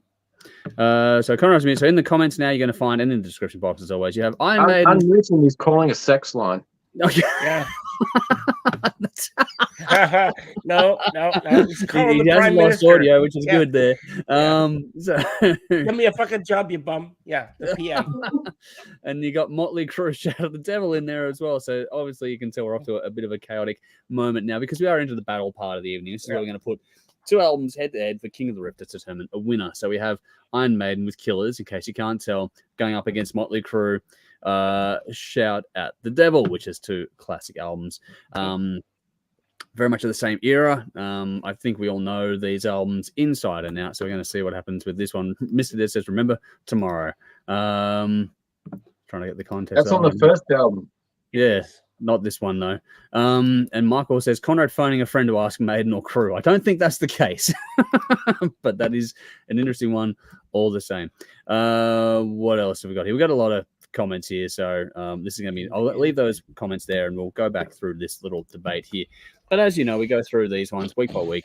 Iron Maiden is the 6th seed overall, and Mötley Crüe is the 11th seed overall. So there are two different gaps there. One was more popular than the other one. We'll see how we go. We got the results as done by Belle when it came to the audience vote portion of this as well. So we'll see how that plays out. But thank you to Belle for all the work she's done as always in collating all the results, not only for this, but also for the Fretboard Feud part as well. This doesn't happen without Belle's help behind the scenes. So thank you very much for that, Belle, especially when you're as busy as you are at the moment. All right, fun and games time. Let's rip the bandit off. Let's have some fun. Dave, let's throw to you first. Which way are you going in this battle and why? Okay, this won't take very long. I listened to both these albums throughout the week, and I found this a lot easier than I was expecting. Personally, I think Maiden's debut is better than Killer's. I'm sure the production is better, the playing's better, but the songs themselves are better on the first album. Crüe, Shout at the Devil, and Too Fast for Love, easily their best albums. The whole career was built on those two. Shout at the Devil pushed Crüe further towards them being tattooed millionaires. I had to get that little reference in there for those who know. Yeah. Killers caused Maiden to fire their singer. It's true. Yeah. Crüe's album is filled with fan favorites, and even the album tracks are great. Most of this album is performed live ever since to this day. Even though Maiden keep their old songs alive in between tours, they'll tour greatest hits packages. They mostly play songs from the debut, not so much from Killers, maybe Wrathchild. But mostly you get songs from the first album. There's no doubt in my mind Iron Maiden are the better band, but we're comparing these two albums, and this is easily Mötley Crüe's win. Easily. Wow. Much better album, much better songs. I think Maiden got higher in the votes because people voted for the name. Yeah, fair point. If you look at that streaming you numbers could be too, right, like, Dave. You could be right. there's one song on the Mötley Crüe album which blitzes all the other song players combined. Just when Shout at the Devil comes on, this fucking album is just, it woke me up. Yeah. Like, I fucking love this album. It's easy win from Mötley. Listening to these albums back to back. Easy. Nice. Mötley. Cool. Well, there we go. We're off to a start. Conrad, are you able to jump in, or are you still on your phone call? Just give us a thumbs up or down. I've still got you on mute. Thumbs up. All right, I'll unmute you. Hang on. Here we go. You're unmuted. I'm off. This is a tough one, very, very tough one indeed. I don't know where I sit on this one. I'm going to lean with Maiden. Yep. But just different beasts, really. These are different apples and oranges here. But I'm going to lean with Maiden on this. Okay. Yeah. Cool. Just for Let me know. I think because it's more influential. Definitely. Fair enough. All right. In different ways. Or maybe it's closer to my tastes, perhaps. Okay. Who knows? That's all right. It wasn't a clear. It was a tighter vote than you might think in the audience side of things as well. So we'll get to that. Do you need me to put you back on mute at all, or are you good to run through? Can you mute me again, please? Yeah, I can do that. No worries. I'll do that now for you. All good. That is taken care of. Alrighty. So next person to go through in my little predetermined order was actually Belle. So Belle, what have you got for us? Well, this shouldn't take either. It's funny. I've left the longest time bracket for this segment. Everyone's going to the fastest on this one this week. I know. We're just flying through. Yeah. Got some props. All right. Mm-hmm. This would probably be one of my favorite album covers. I think. Good. Yeah. Ever. Not just Maiden. Definitely. I think Live After Death. And then there's bloody brilliant. I love it. Great second album from a still young but more experienced and musically maturing band. I don't get the Paul Di'Anno Shade era. Shade, I should say. Yeah. I think he's a great vocalist. And he really suited Maiden's style back then, which was a bit more rocky than what it became. Yeah. Even so, I feel like Maiden got a bit more experimental from what they released previously and started finding their signature sound, which I thought became apparent in the album when Genghis Khan comes on. But it wasn't just finding their sound. It's not really an intentional thing, I think, by most bands back then. The songs on Killers are more complex overall, which shows some very fast advancement in compositional skills, at least, given this album was released only a year after their debut. Yeah. I know Steve Harris is a massive talent when it comes to writing, but can we just take a moment to appreciate the guy's skill with a bass? There was so much bass guitar ear candy on this album. It's ridiculous. Anyway, what else can I say? We all know it. We all love it. Nostalgia mixed with genuine great music is what you get with this album. And Crüe. Here we go. No. This is also a beautiful thing. This is not so beautiful. This is quite scary, actually. Now, looking at it now as a 40-something, as opposed to a tween, I should say, even back then. But it's fun doing albums that I played to death as a teenager, because despite the hardships of being a teenager, battling through issues, and some had it worse than others, some things were out of our control. Anyway, I won't go down there. It was still an exciting time for me when it came to music. Music was life. Life was music. And bands, personalities, magazine articles, posters. Yeah. Oh, yeah. It was a wonderful escape. And all consuming shout at in the best way. Shout at the devil, yeah. This was an album that I played to death. So it's got a soft spot in my heart, definitely. But it's also a fucking great album. Yeah. Crüe at their best, before they got too arrogant and all, look at me, I'm a bad boy rock star. Well, good point. Three quarters of the band did anyway.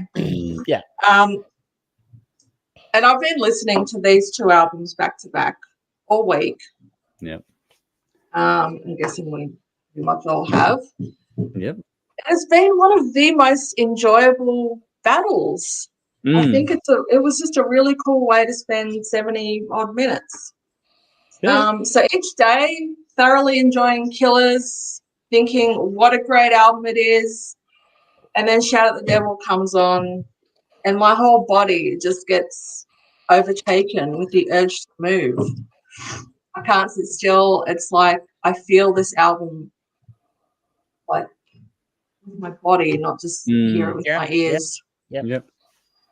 So there's a reason that this album is firmly in my all-time top 10, and why Killers doesn't. So it's a pretty clear-cut win from the heart for me.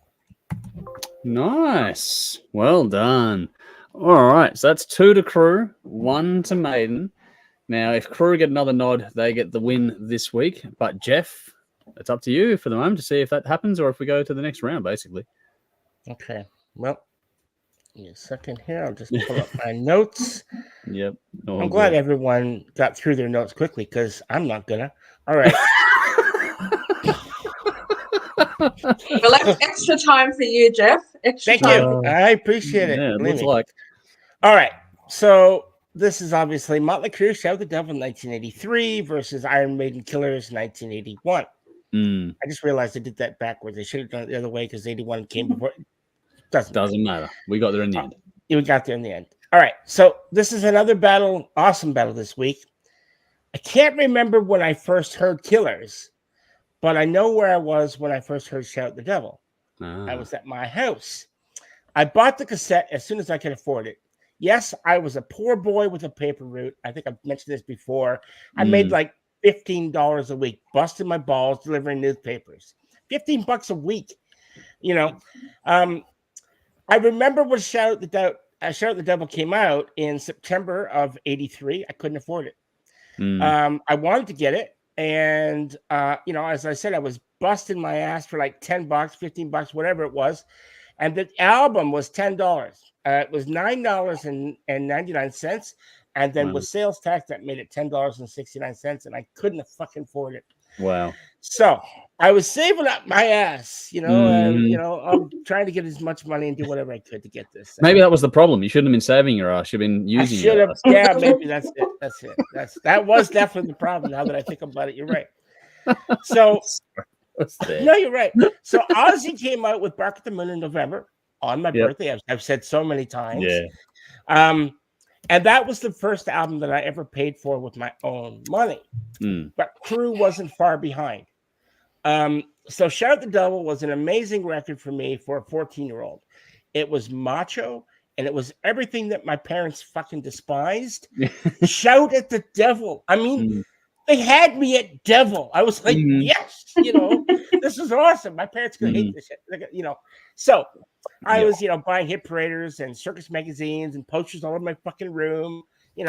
I wish I still had those magazines. I was ripping them apart, cutting them, and they're all worth a fortune now. You go on You go on eBay, one of those things like $500.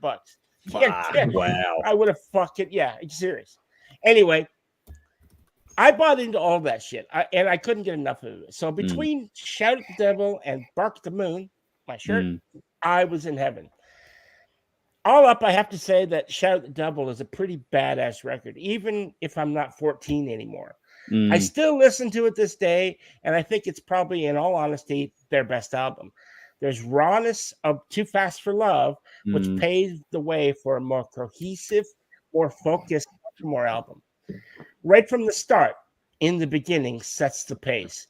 We hear a futuristic dissertation of the apocalypse and a message to the youth of the world. Band together and anything is possible. Right? They had me. Bang. Yeah. You know? Shout at the Devil is an anthem whose importance cannot be overstated. See Conrad snoring? What is that noise? I think he's on mute. No, it's okay. No, he wasn't on mute. He turned himself up. Sorry. What is that? Sorry, some gnarly shit's just gone. Yeah, some gnarly shit's just happened. That's okay, but it's okay. You take care of It's all good. Life is life. It is. But anyway, Shout at the Devil as an album, the importance of it cannot be overstated. This album led the charge and set the stage for a million other bands to follow in their wake. Literally, before it came out, there wasn't anything like it. The band members themselves had a look that nobody else had. We can look back at it today and say it was pure camp back in 1983. Yeah. But it was completely original. They took glam and made it look mean. It was dirty and filthy, and it wasn't pulling any punches. Mötley Crüe not only looked the part, but they were genuine as they looked. I mean, if you fucked with them, you soon found out that these guys meant business. I remember reading a story in one of those magazines, Hit Parader or Circus, whatever it was, and it was Duran was in town at one of the bars, probably the Rainbow or the Whiskey, I can't remember. Yeah. And there had been some smack talk coming from the lead singer, Simon Le Bon, okay? He had been talking some smack about Vince Neil and Mötley Crüe and, you know, can't sing and all that shit, mouthing off. And when Mötley Crüe realized Duran was in the building, Duran was lucky to get out of that bar alive that night. Not only did the band Mötley Crüe set upon them, the fucking crowd went on them as well. They literally got dragged out, and that was it, you know. But that shit like that obviously gets blown out of proportion, and it helps sell magazines. But it plays a point that they're just, these guys are badasses. Don't fuck with them. So my point is the album here and the band, you can't separate them. They're genuinely the same. They're the same. What you saw is what you got. Shout at the Devil was as malicious and raw and in your face as these four animals of musicians could make it. And they are fucking animals.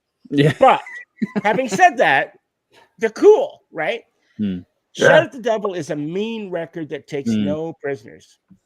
But it also has some slower moments. No ballads. God Bless the Children of the Beast is as close as you're going to get. And while it's a slow song, it's not a ballad. But then songs like Bastard, about killing their former manager who had been ripping them off, with lyrics like make it quick, blow off his head. It doesn't get any more violent than that. And despite this being only their second album, the critics ripped these guys to shreds. They hated them. But the band didn't care because they didn't give a shit if the critics hated them and I think the critics hated them because they weren't afraid. Mötley Crüe wasn't afraid to call out all the shit about the critics. They didn't give a shit. And the more critics hated on the band, the more popular the band became. Kids couldn't get enough of them. Shout at the Devil attracted a lot of attention from the PMRC, and if anyone's wondering, that's the Parents Music Resource Center, led by Tipper Gore. The album became a national outcry. Far-wing, right-wing Christian groups and other religious groups routinely burning the album and drawing attention to the album and the band itself. But just like the old saying goes, there ain't no such thing as bad publicity. The more hate the album got, the more it sold. And much to the chagrin of the fans in the band, these groups actually made the band stronger and more popular. So how do you fight something like that? Well, they would soon learn the hard way. You don't. With songs like Too Young to Fall in Love, and my personal favorite song off the album. Plus, I thought it had the coolest video of all of them. And 10 Seconds to Love. 3/4 of the band, sorry, Mick, were instant sex symbols. And, you know, rock chicks of the day went berserk over them. I remember how it was back in the early to mid 80s. You couldn't get a date from that crowd unless you dressed like a rocker. I remember back in the day trying to look cool, trying to tease my hair when I actually had hair. You know, I'd upside down and I'd spray with a whole fucking can of hairspray in my hair. It's funny because we've seen some photos. Yeah, just to try to make it stay that way. But unfortunately for me, I looked less like Nikki Sixx and a little bit more like Krusty the Clown after it was done, which probably could explain why I didn't get many dates back then. But on to the strength of this album alone, this album and all that went with it, it goes far beyond the album itself. Mötley Crüe became a household name in a relatively short amount of time, too, only 2 years into their existence. The weight of this album simply cannot be denied. And while the music and the antics may seem tame by, you know, comparative standards of today, this was only a few years out of the 1970s. And Mötley Crüe had started a new renaissance of sleazy, slutty, glammy rock. Practically every other unsigned band that was out there were paying their dues by paying pubs and bars, took pages out of their playbook. Bands copied their sound and their looks, and record companies were signing bands by the boatload, trying to cash in on the next band that could perhaps put an album out, something like Shout at the Devil. Very few did. Many tried, and oh, did they try. But yeah, they just couldn't do it. Now, it has to be said that all up, despite how you may personally feel about Mötley Crüe and the album Shout at the Devil, whether you love it, or hate them for that matter, it's a musical and cultural impact. It's undeniable what it had on this album. Changed the world. It demolished the field. It literally, other up and coming bands either copied them and went nowhere, or ignored them and tried to do their own thing and got ignored themselves and still went fucking nowhere. So it was a no-win situation for almost any of their musical peers. There was only one Mötley Crüe. It's impossible to ignore the impact that this album had on the hard rock and heavy metal musical world, and even society as a whole. Suddenly, well-known actors like Heather Locklear was marrying one of the members, bringing even more attention to the band. The 80s was an insane time to be alive in the heavy metal universe, and much of it owes its very existence to this album, Shout at the Devil. Therefore, it is impossible for me not to give this album 10 shots. Iron Maiden, Killers. What an album cover, as Bell said. It's amazing album cover. It shits all over the first album's cover. The first album cover was kind of, okay. It is what it is, but the second album just went, holy shit. 1981 was a great year for music, and Killers was leading the charge, coming from the new wave of British heavy metal. This album kicks off with a pretty cool instrumental, The Ides of March, a reference to the death of Caesar, and then rips into an all-time classic, Wrathchild. This was an important album. Paul Di'Anno never sounding better.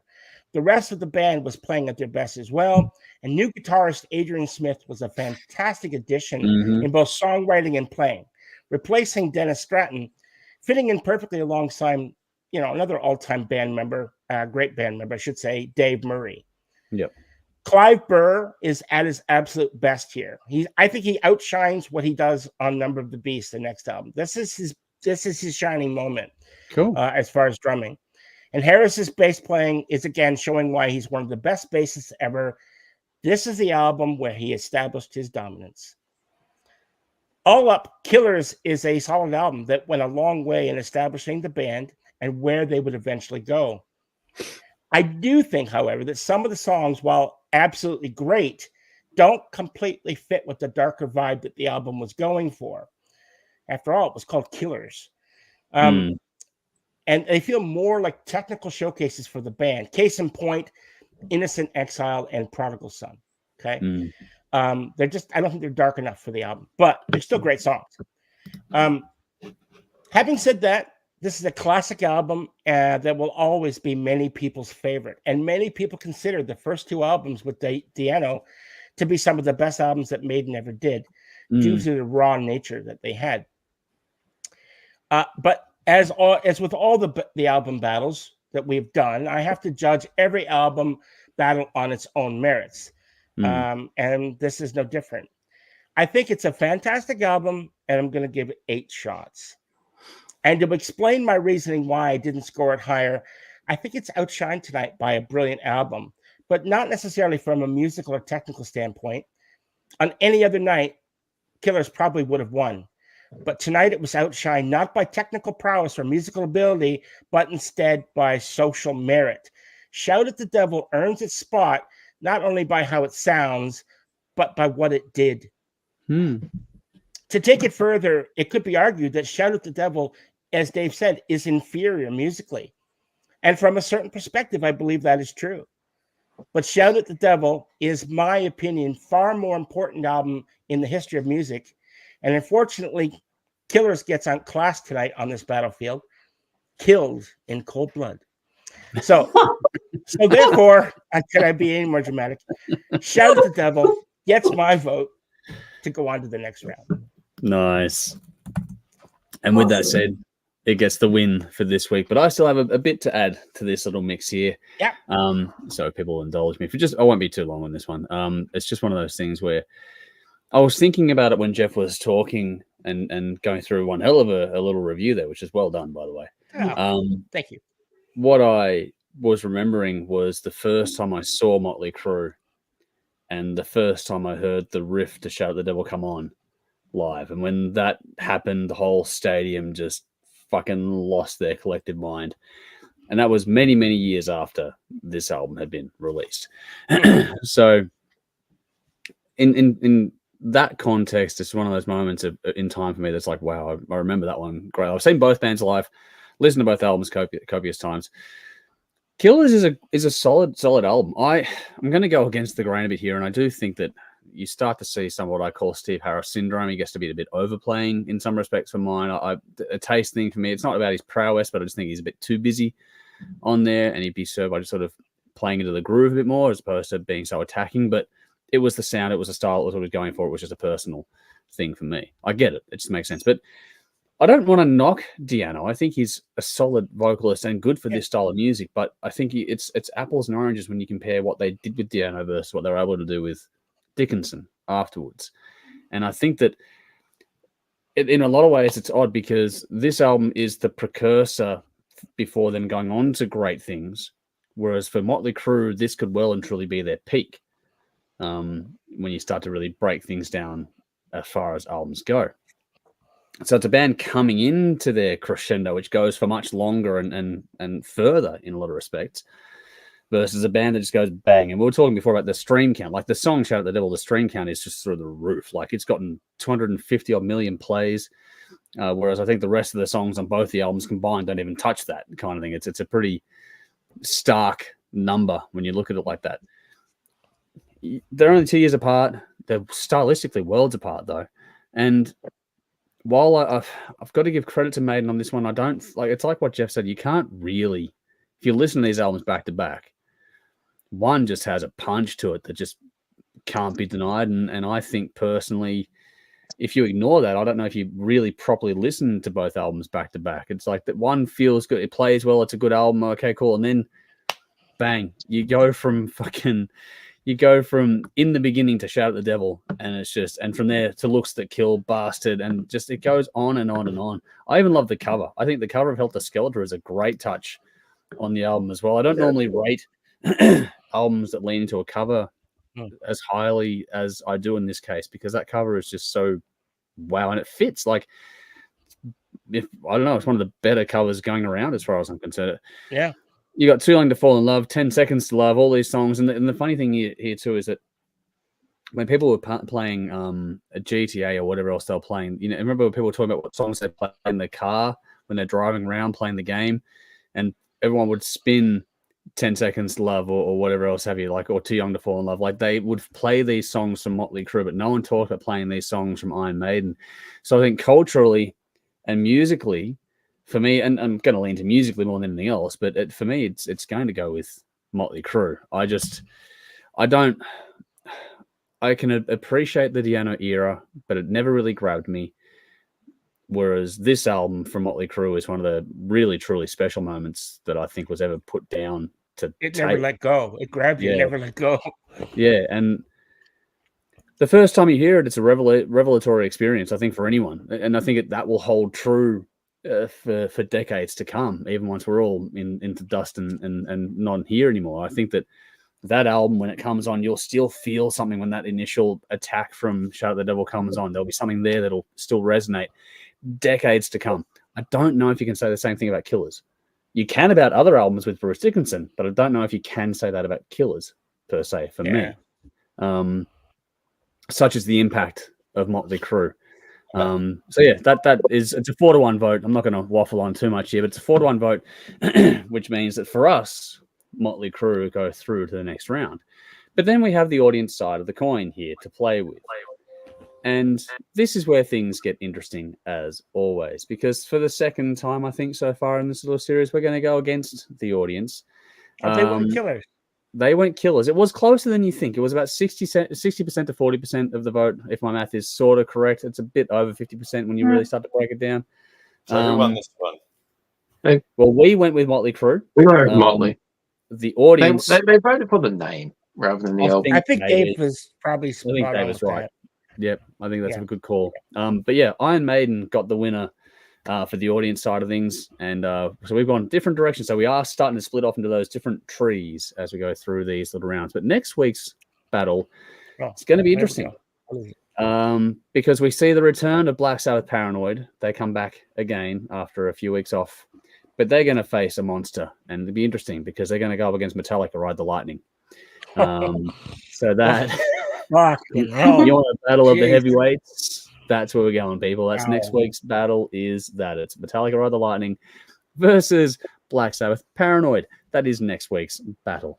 I'm going to get to comments in a second before we get out of here, but also just because people were talking about album art, like Bell was doing great holding up the album art there, and just as a quick idea to float, at some point, do you think we should do a King of the Riff based on the best album art? Yeah. Yeah. For sure. Without a doubt. Just as an interesting sort of way. Little quick fun thing. Yeah, so we can do something like that. I think there'd be some fun there. Yeah, you wouldn't even have to review it. You just pick. It'd be done really quick. Yeah, you wouldn't go on a fucking dissertation. Yeah. Say the band name. No, fuck that. No, just don't know. It's something to do there. We can have some fun with it. But yeah, just pop my head while we're doing that. But let's see what the audience has to say about our antics here tonight. Kevin says Killers by far. Well, there's one. Mr. Dead says Crüe for girls. They got all the girls. Craig says Prodigal Sons. There we go. Mr. Dead says Paul Di'Anno was more punk. I loved his tone. And from what you're telling us, that completely makes sense. And a lot of people do love Paul Di'Anno's work. It's just yeah. I get the punk feel in the first 2 albums too. Absolutely, and it works. Just what they did last time was better. Michael, here we go. This is interesting. Michael says Killers hands down. Kieran says Killers has aged really well. Adrian says Iron Maiden Wrathchild for me. I love the vocal style of that song. Killer riffs. Wow. That's the only good song. Yeah, I agree. Crüe for rich bitches. Maiden was for the boys. Okay. But then Kieran says Danger is a great Mötley song. And Adrian says the lovely Bell putting in that work. Yes, she definitely did. Mr. Ed, idiot, I'm out of here. Outrage. There you go. I knew that'd have fun with that. Craig says Killers, the album didn't cause them to fire Di'Anno. Okay, no. I don't know. I was being sarcastic. I know. Silly. He was just an animal on the road, and they realized that they weren't going to make it across America. I know the fucking story. Yeah. Yep. We all know the story. An animal. Yeah, I read this book, The Beast, and he is a fucking animal. Yeah, that's true. Mr. Dead, drug fucked Crüe for orange drinking Maiden. You got no idea. Well, probably we don't, but that's where we're talking shit anyway. Yeah. Adrian says Mötley Crüe for Kiss on the Creatures of the Night tour. Yes, they did. But then following up with, that Maiden album cover is awesome. That is one of the better album covers going around, definitely. But Brett Martin says Killers, definitely. Edge Crusher, Killers by far. Never been a Crüe fan. Adrian says, started playing bass guitar because of Steve Harris. And Adrian says, exactly, Bill, it was a lifestyle back then when it came to loving music so much. See, it seems that I'm more in touch with the audience. Maybe you are, Conrad. You're getting people backing you in now. Well, Tough says, Shout at the Devil is part of my gym workout song. So there we go. And Skull VR has jumped in saying, hi, good to see you, Skull. Let us know where you're tuning in from. Nice to have you with us. And then we got Kieran says, I'm excited. I recited in the beginning in year 8 drama class. That would have been fun. That would have been fun. Let us know how that went. That's great. Children of the Beast Adrian says, well. Sorry? Yeah. Children of the Beast but it went down well as well. That's great. Circus Magazine, Hit Parade Magazine back in the day. Yes, there was funny how so many of those have faded now. Kevin says 3/4 of the band were sex symbols. I'm guessing Jeff ruled out McMars. I think that was pretty clear. I think so. Yeah. Oh yeah. He doesn't look very. Look at this, right? Look at this. Can I How put you in solo mode? uncomfortable. He looks scary though. He doesn't look very, very happy to be. He looks like I Black reckon Someone Lawless. pissed at his cornflakes for sure, but he looks angry and sinister there. I know. Well, I think he just looks embarrassed. That's just my take on it. Well, because he was like what 35, and the rest were all Yeah. Much older. Yeah. Yeah, they're all pouting at the camera, and he's just like, "Oh my god, this is embarrassing." That's the money. It's funny because Michael's replied saying, Kev, I guess we don't know Jeff's sexual preferences, each to their own, I guess. Teasing hair and things like that. But then Kevin says, actually, Jeff just met a new lady friend a couple of weeks ago. Well, maybe. We'll see what happens. Yep. What do we got? Craig says, we need someone to moderate Jeff's reviews or at the very least give him a 2-3 minute time limit for each album. I almost fell asleep twice. Sick. Oh. Bed then, cunt. With a wink. Wow. Then we got Tough says, I'm voting for Maiden Crüe. Well, nice way to sit on the fence there, mate. And Vinny says, Jeff reviews are reminiscent of Shakespeare writing a thesis on his own work. Needs a robe and a pipe. I will get one. I will get the bubble pipe. Get the pipe. Bart Simpson bubble pipe. I don't think we're ever going to top Dave in the little fucking teacup that you had for Dave Bush. Never going to top that. Yeah, we won't beat that. That was and the jumper. And the hair tied back in the glasses. Yes, that was. But I think also, Dave, when you did the pre-recorded review for the backing tracks, that was an up there moment as well. That was fucking phenomenal. Those days are done, man. I'm keeping it very short, very short. That's good. Nicole says, up the iron, some more love there. Tuff says, got Killer's poster, so it's really Maiden, but thanks for playing Crüe. There we go. And Craig says I was joking, by the way, so there we go. And Sparksy says Jeff does a good Iron Maiden cover. Come on, Jeff, show them what you have got, big fella. So I don't know what Sparksy getting into there. Fuck, I have no idea. Okay. Jolie says, on both albums in my days in the 80s to 90s, neither album was bought, but I did have the best of Mötley Crüe, which I loved it to death. Back in the day, I would have picked Mötley Crüe. I had never listened to the Iron Maiden Killers album until the start of this week. So after all these years, my choice would be of these two albums, Iron Maiden from today's listen. Must say, I went, wow, lots of 9 stars for Killer album for me. Wow. Hey, wow. A convert at the end of the day. Wow. There we go. That's wow. That's cool. Love that. Love that. That's great. Thank you for sharing that, Joel. It's cool to get people's journey as they go through things. That's why we put these albums in the playlist, and you can check it out. You can check out a Spotify profile and hit the current listening. Look for the Hard Rock Show current listening. You'll find it pretty quick. And then we've got some other playlists there as well you can go through. But yeah, now it's time to get on to win or bin, and we can get out of here after that. So let's just do the rounds quickly on win or bin. Then I'll do a quick wrap up before we move on. So let's just do it quickly. Jeff, win, bin, what have you got for us this week? Bin. Definitely fucking bin. Just got a notice yesterday.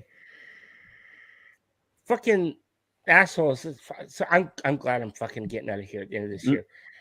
So since I've moved in here in 2022, these cunts have put up the rent $700. Wow. Yeah.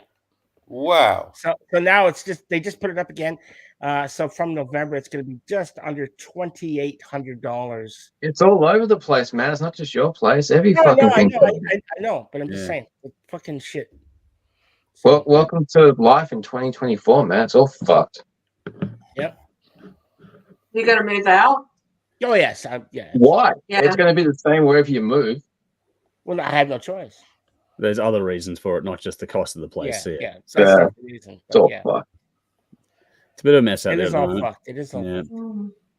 So those cunts can get in the bin. If there's any more room outside of Donald's fucking toupee, they can get in there with him.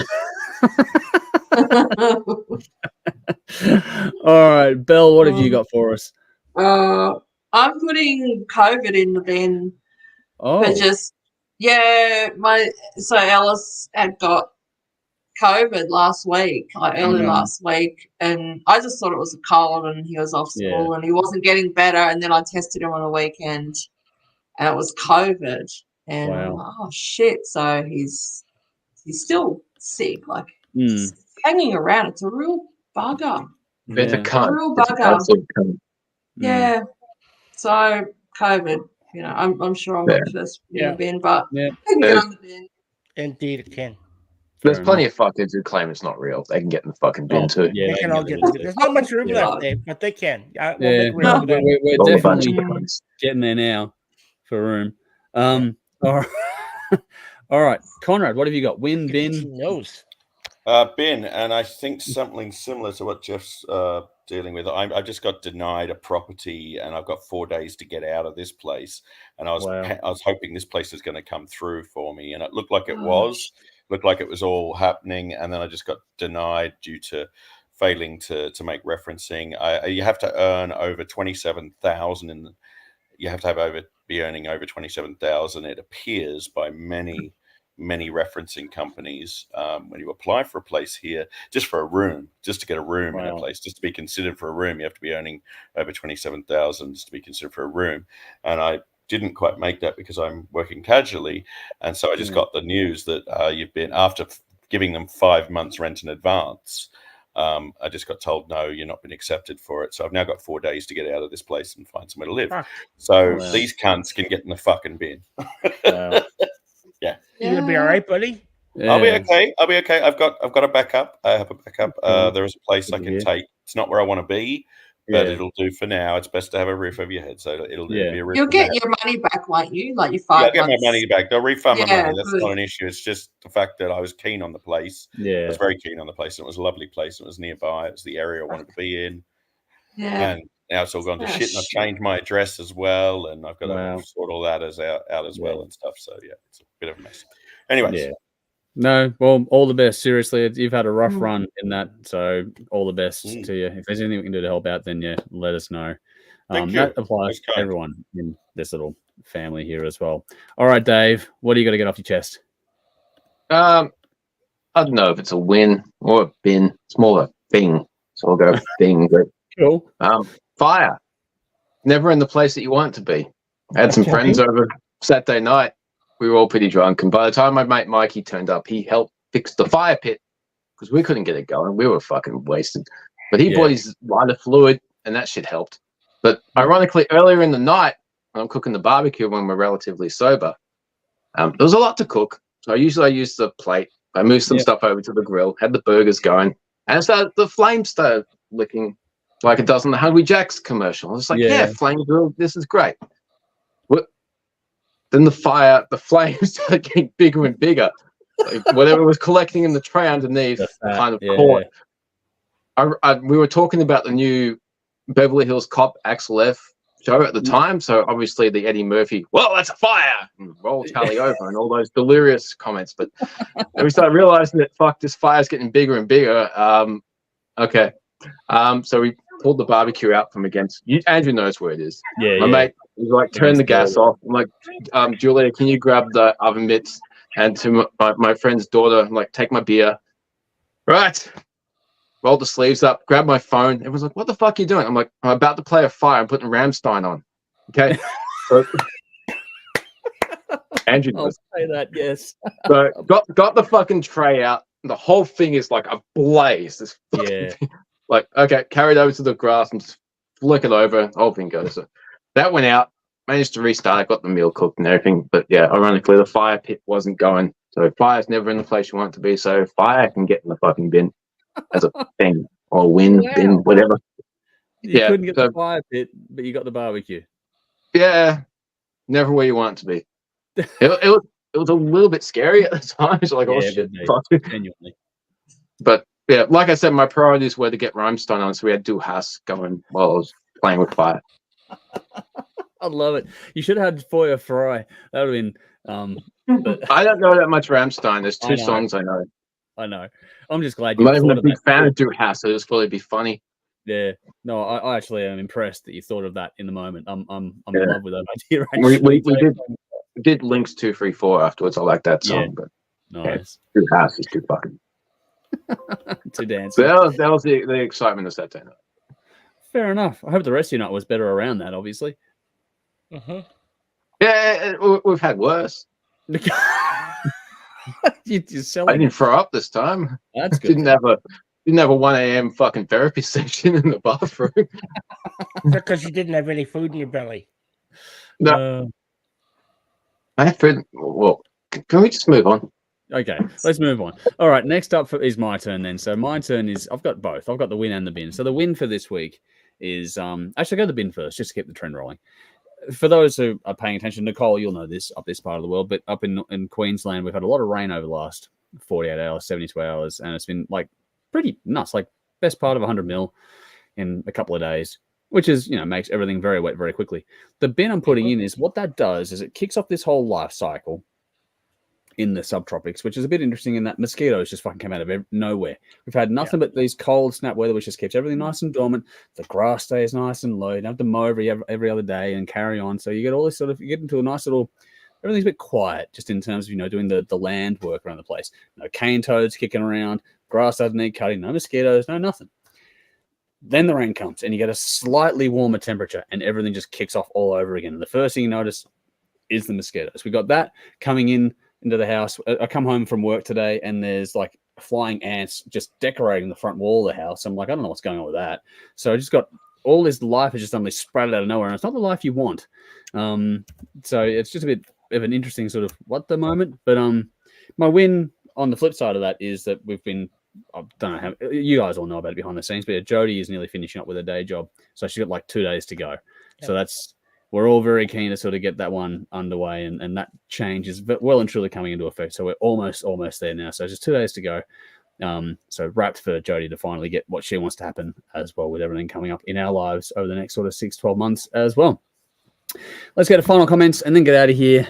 What do we got here? Just quickly scroll down a bit.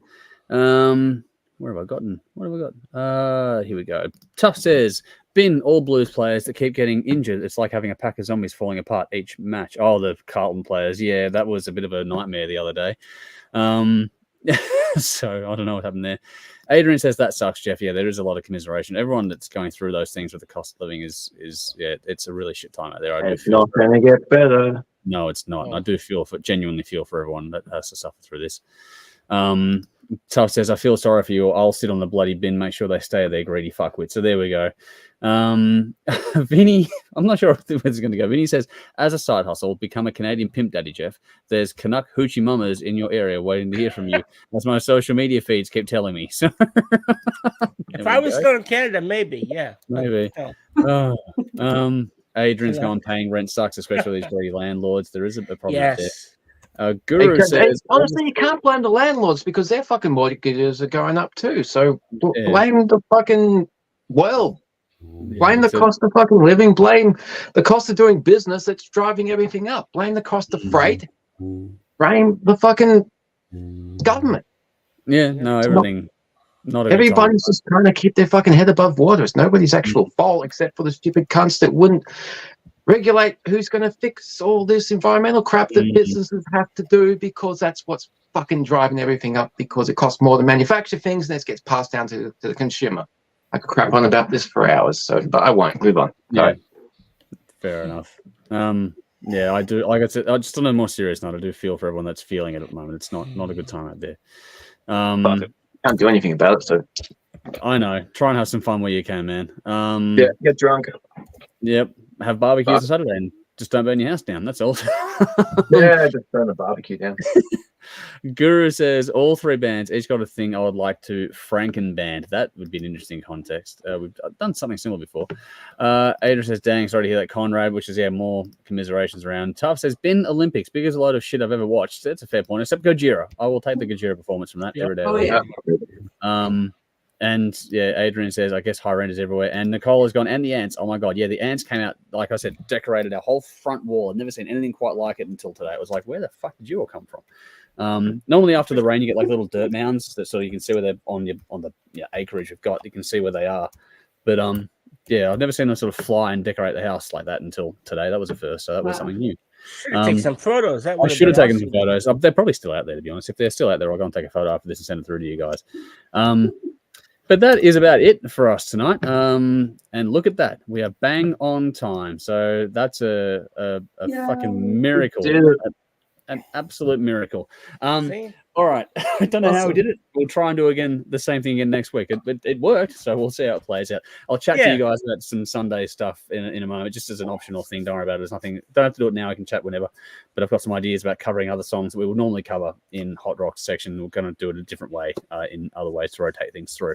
But that'll do us for now. On behalf of Jeff in the middle there, Bell on the other side of the screen, people have rotated through. We've got Dave and Conrad on the bottom half of the screen. Thank you to all of you for jumping in, having a lot of fun with us here tonight.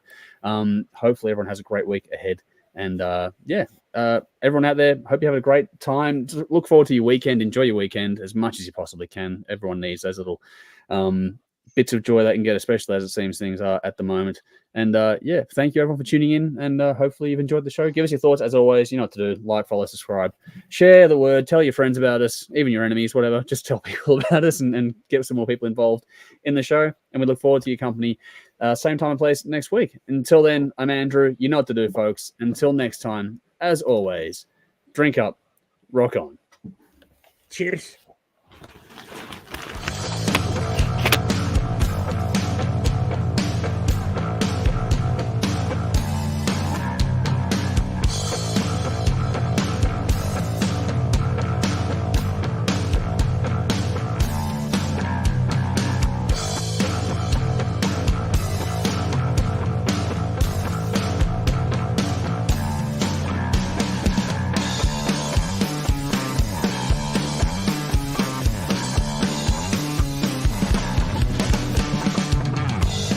Be.